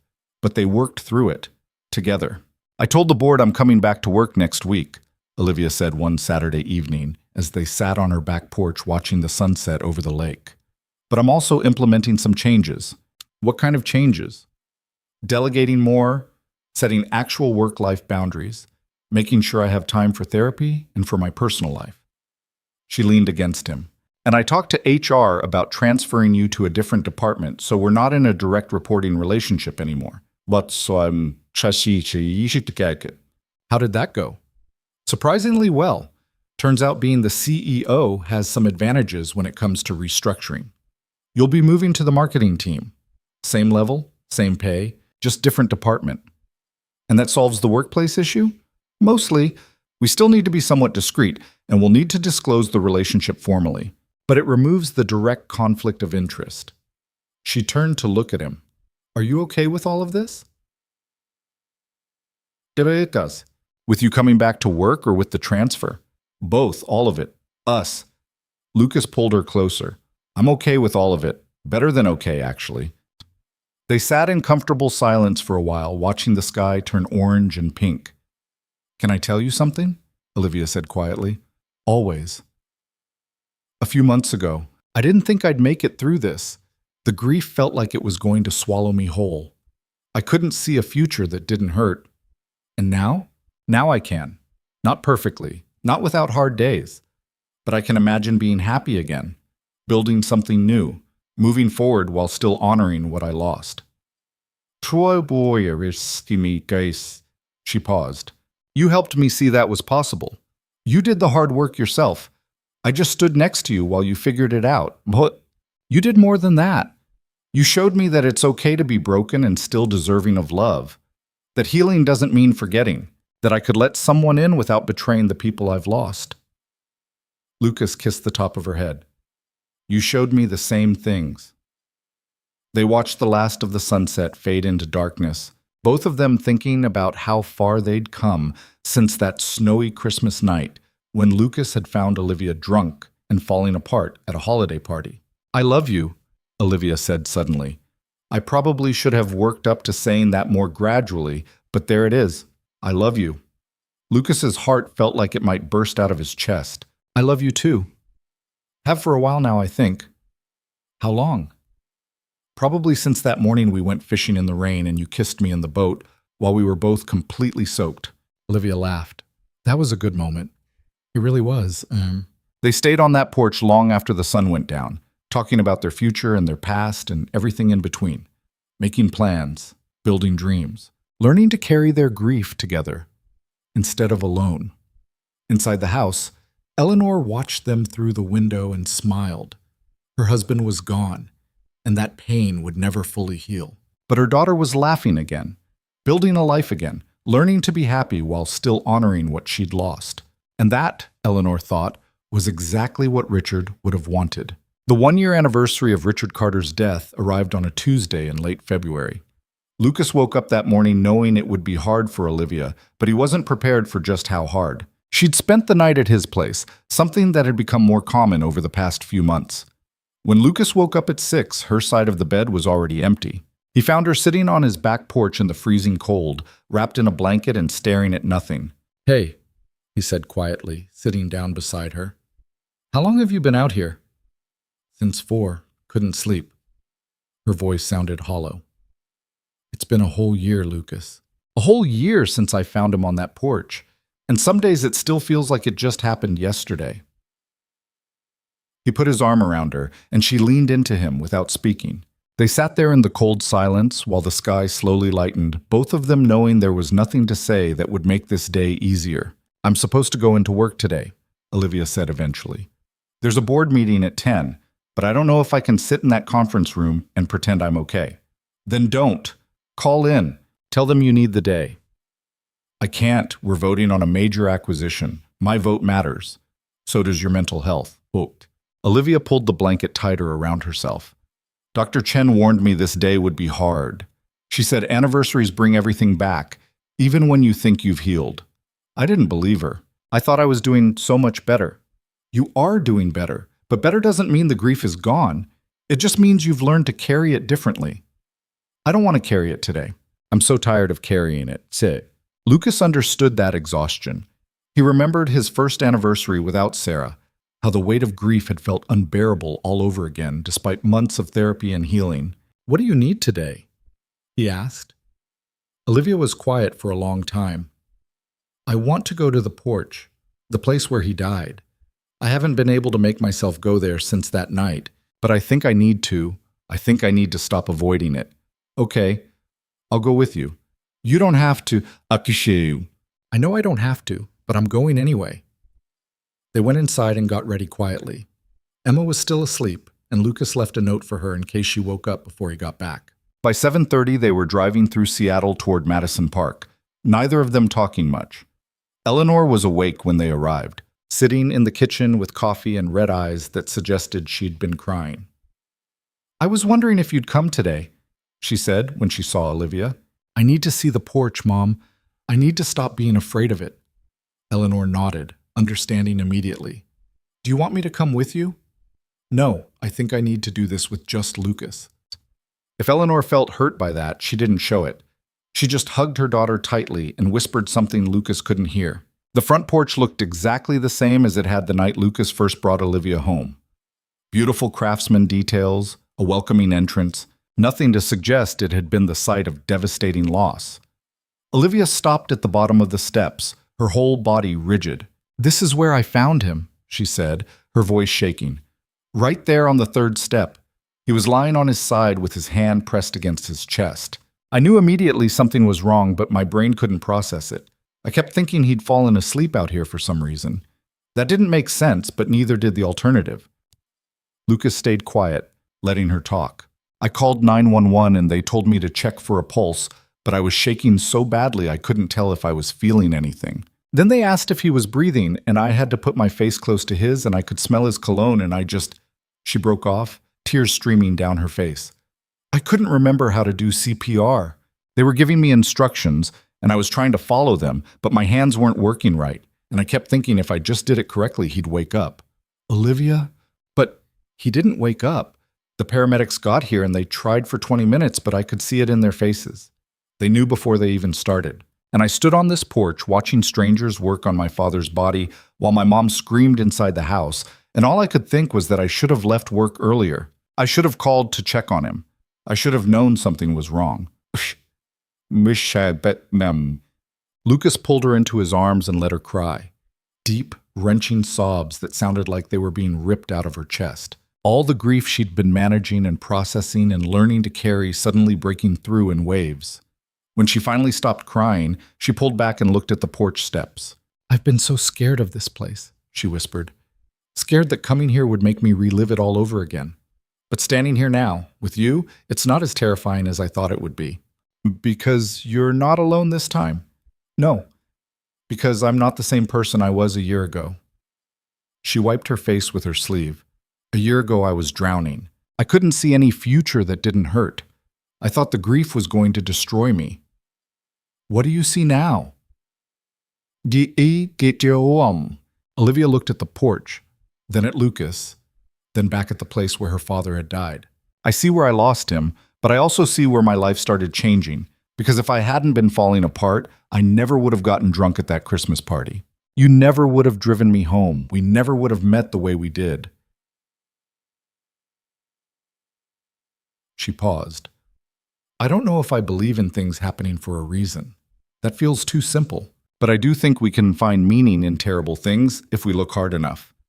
What meaning have you found? That loss doesn't have to be the end of everything.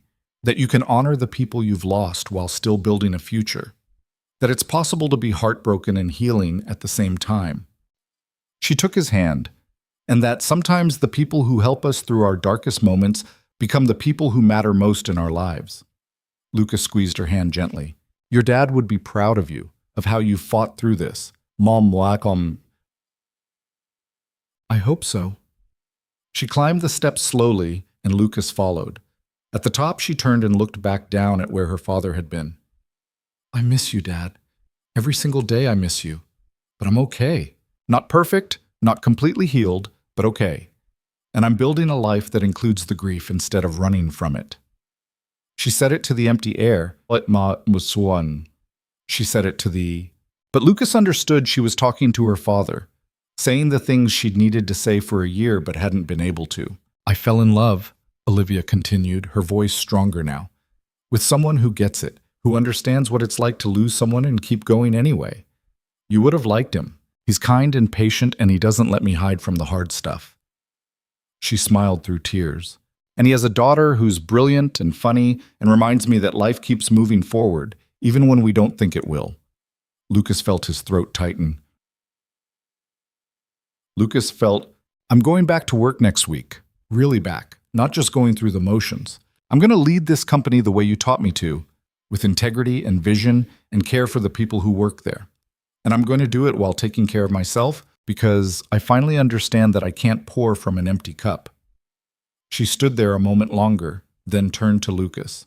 Thank you for being here, for all of it, for that first night when you could have just left me at the party, for every Saturday after, for not walking away when things got complicated. I love you, Lucas said simply. That's not complicated. It kind of is, though. We both know that. Maybe, but it's worth it. Olivia kissed him, there on the porch where she'd found her father dying a year ago, and Lucas understood what she'd meant about finding new meaning in terrible places. This wasn't just the site of her greatest loss anymore. It was also where she was choosing to move forward. They went inside and spent the rest of the morning with Eleanor, looking through old photo albums and telling stories about Richard. The grief was still there, heavy and real, but it existed alongside laughter and fond memories. The sharp edges had dulled slightly, allowing them to touch the past without bleeding from it. Around noon, Lucas's phone buzzed with a text from Emma. Where are you? The note said you'd be back by now, still at Olivia's mom's house. Everything okay? Yeah. Just wanted to make sure you're coming to my school thing tonight. Lucas had completely forgotten. Emma had a presentation for her class about family history, something she'd been working on for weeks. I'll be there. Promise. 6 o'clock, right? Right. Can Olivia come too? He showed the text to Olivia, who smiled. She wants me there? Imanis. Apparently, if you're up for it after today. Actually, being around kids and normalcy sounds perfect right now. Let me check with my mom to make sure she's okay alone tonight. Eleanor insisted she was fine, even encouraged Olivia to go. So at 5:30, Lucas and Olivia drove back to his house to pick up Emma. His daughter was waiting by the door in her nicest dress, clutching a poster board covered in photos and drawings. You're late, she said, but she was smiling. 5 minutes. That barely counts. Lucas grabbed his keys. Ready to wow your class with your presentation skills? Obviously. Emma looked at Olivia. Are you okay? Dad said today was hard for you. Olivia crouched down to Emma's level. It was a hard day, but I'm doing better now. Thank you for asking. My dad says hard days are okay as long as you don't have them alone. Your dad is a smart man, Emma beamed. I know. That's why I put him in my family history project. At the school, Emma's classroom was full of parents and grandparents waiting for the presentations to start. Lucas found seats near the back while Emma joined the other kids at the front of the room. When it was Emma's turn, she stood up confidently and started explaining her poster board. She'd drawn a family tree with photos of Lucas, herself, and in the center, a picture of Sarah. This is my mom, Emma said, pointing to Sarah's photo. She died when I was 4 in a car accident. I don't remember her super well, but my dad tells me stories about her all the time. She was funny, and she loved to sing, even though she wasn't very good at it. Lucas felt Olivia reach for his hand. This is my dad, Emma continued, pointing to Lucas's photo. He's a sales representative at a tech company, and he's really good at making pancakes. After my mom died, he took care of me by himself for a long time. It was really hard for both of us. Several parents in the audience looked uncomfortable with how honestly Emma was discussing loss. But she kept going. My dad says that families can change and grow even after sad things happen. So now, our family includes new people. She pulled out another photo, one of Olivia that must have been taken recently. This is Olivia. She's my dad's girlfriend. Her dad died a year ago, and she was really sad about it, like we were sad about my mom. But my dad helped her feel better, and she helps us feel better too. Emma added Olivia's photo to the family tree, placing it carefully next to Lucas's. I think families are about the people who love you and take care of you, not just about who you're related to by blood. My family is smaller than it used to be because my mom is gone. But it's also bigger because we have new people in it who care about us. She looked directly at Olivia.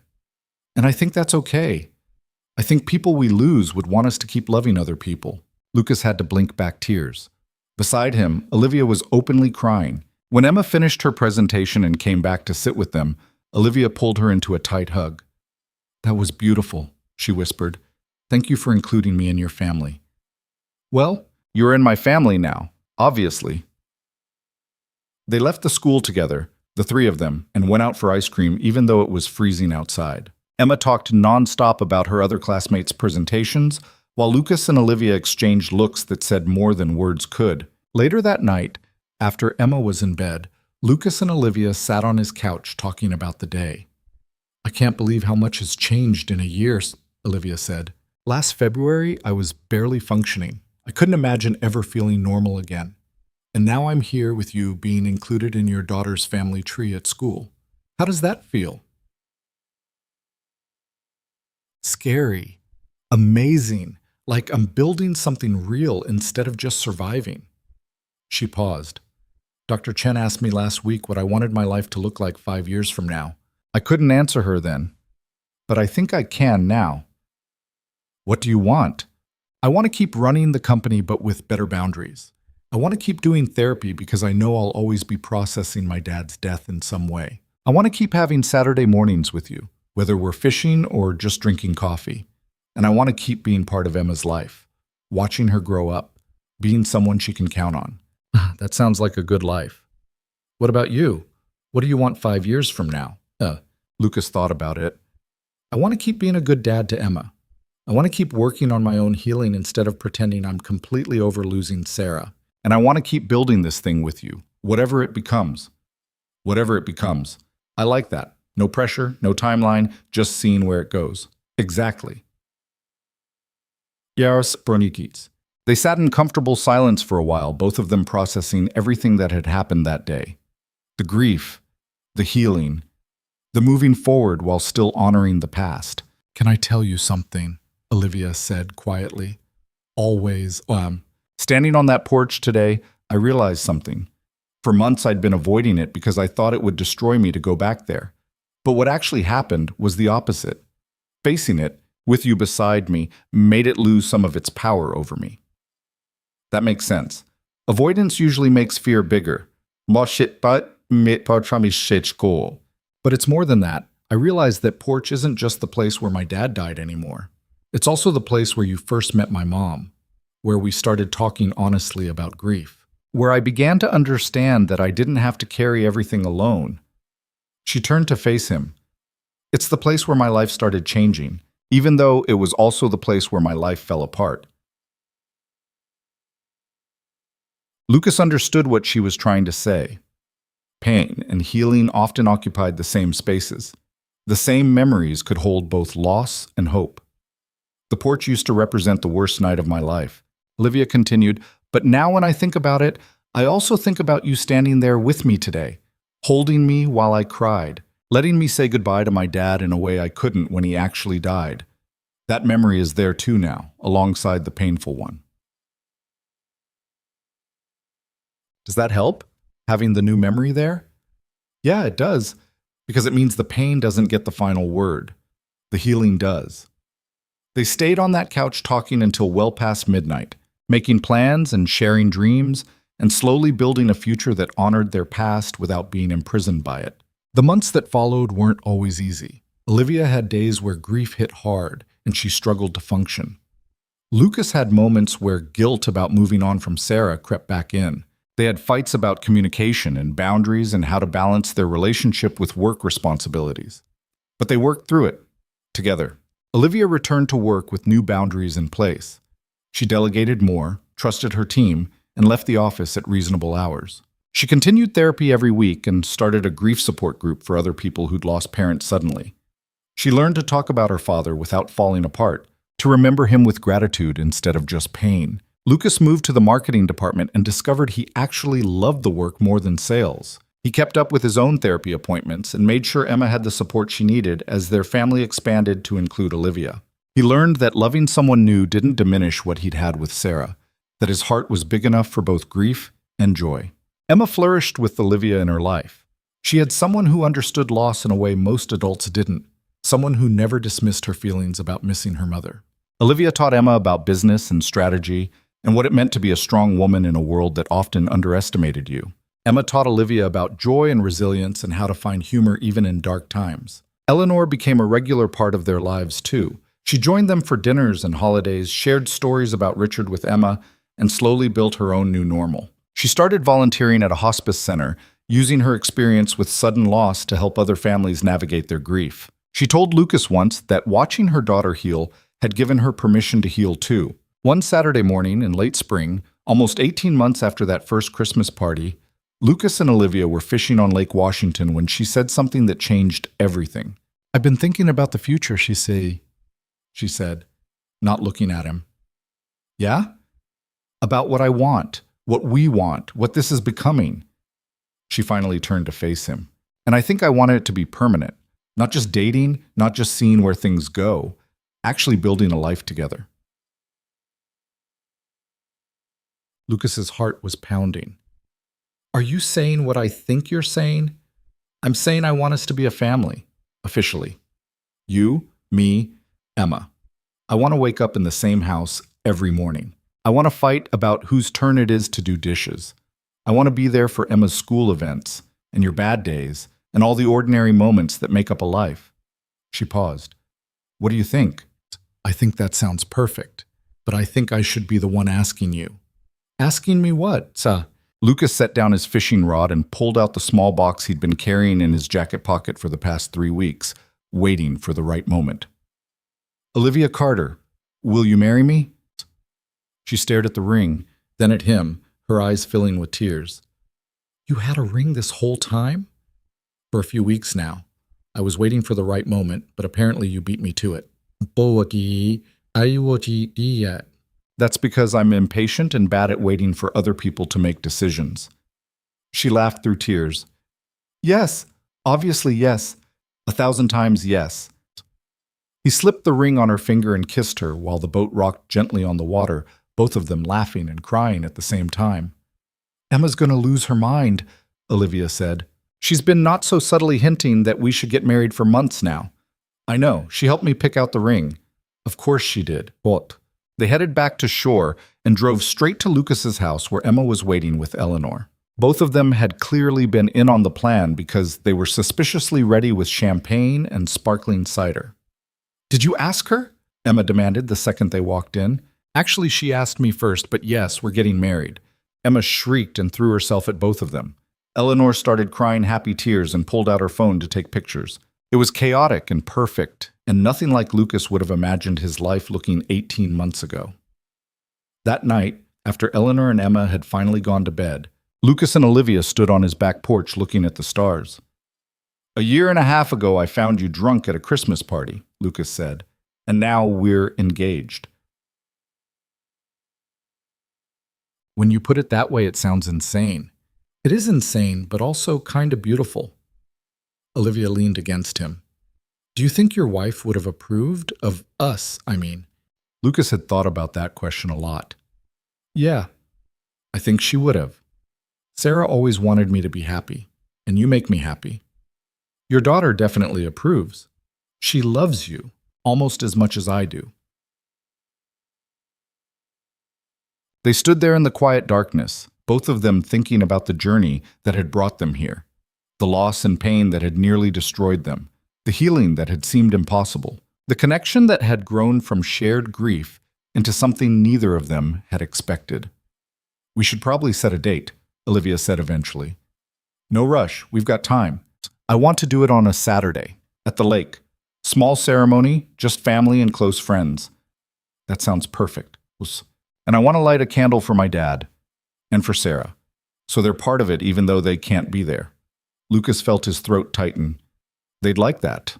The wedding happened 6 months later on a clear October morning at Lake Washington. Emma was the flower girl, wearing a dress she'd picked out herself. Eleanor walked Olivia down a makeshift aisle while a string quartet played.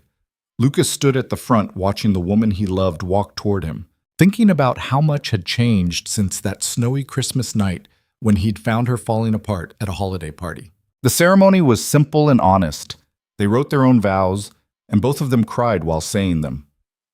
"I promise to stand beside you on the hard days," Olivia said, her voice shaking with emotion, "to never ask you to be anything other than yourself, to honor the people we've lost while building the life we're creating together, to love your daughter as fiercely as you do, and to remember that healing isn't linear, but we don't have to walk that crooked path alone."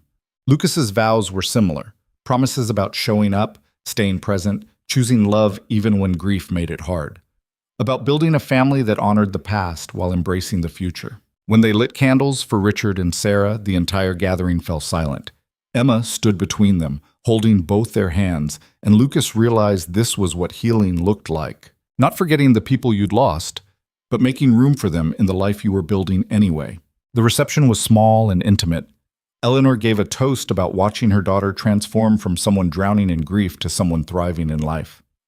Kate, Lucas's sister, spoke about how proud she was to see her brother happy again. Emma gave a speech about families being about love rather than just biology, and there wasn't a dry eye in the room. As the sun set over the lake, Lucas and Olivia stood at the edge of the water watching the last light fade from the sky. "A year ago, I couldn't imagine being this happy," Olivia said quietly. "I thought grief was going to define the rest of my life. What defines it now? Choice. The choice to keep going. The choice to let people in. The choice to honor my dad's memory by actually living instead of just surviving." She turned to look at him. "The choice to love you even though loving someone new felt like betraying the person I'd lost." "I know that feeling. But we did it anyway. We chose each other despite all the reasons not to, and that choice changed everything." Lucas pulled her close, both of them watching the stars begin to appear in the darkening sky. Behind them, they could hear music and laughter from the reception. Emma's voice carried across the water, bright and happy. Eleanor was talking to Kate about something that made them both laugh. This was their life now, messy and complicated and beautiful, built on the foundation of loss but reaching toward hope, honoring the past while creating the future. "Thank you," Olivia whispered. "For what?" "For not walking away that night at the Christmas party. For seeing past the drunk CEO to the person underneath who was drowning. For staying even when things got hard. For teaching me that asking for help isn't weakness and that healing is possible even when it seems impossible.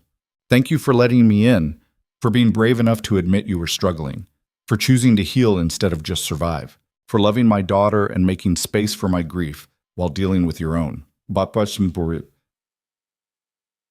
They stood there together as the sky turned from purple to black, both of them understanding what they'd built. Not a perfect life free from pain, but a real life that made room for both sorrow and joy.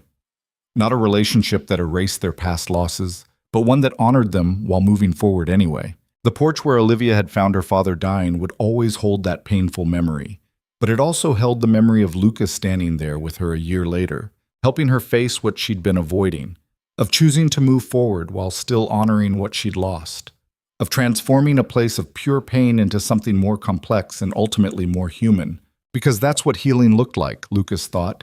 Not forgetting the terrible things that happened, but learning to hold them alongside the beautiful things. Not pretending the grief wasn't there, but refusing to let it write the entire story. Standing there with Olivia in his arms, their family celebrating behind them, Lucas understood something he'd spent 3 years learning. Loss was real and permanent and devastating. But so was love. So was connection. So was the stubborn human ability to keep going even when everything felt impossible. They'd both lost people they loved. They'd both been shattered by grief. They'd both thought they'd never feel whole again. But they'd been wrong about that last part. Not because the grief had gone away, or because new love replaced old loss, but because they'd learned that being broken didn't mean being unable to heal. That you could honor the people you'd lost while still building a life worth living. That sometimes the people who understood your pain best were the ones who'd walked through their own. Emma ran over to them, grabbing both their hands. "Come on, you're missing the cake. And Olivia, Eleanor said I could have 2 pieces if you said it was okay. Olivia looked down at Emma, at this brilliant child who'd lost her mother and somehow found it in her heart to make room for someone new, and felt her eyes fill with tears for about the 100th time that day. 2 pieces sounds perfect, she said. They walked back to the reception together, the 3 of them, ready to celebrate and laugh and embrace the beautiful, messy life they were building. The grief would still be there tomorrow and the day after, and probably forever in some form. But so would the love. So would the family. So would the choice to keep moving forward together instead of drowning alone. And in the end, that choice made all the difference.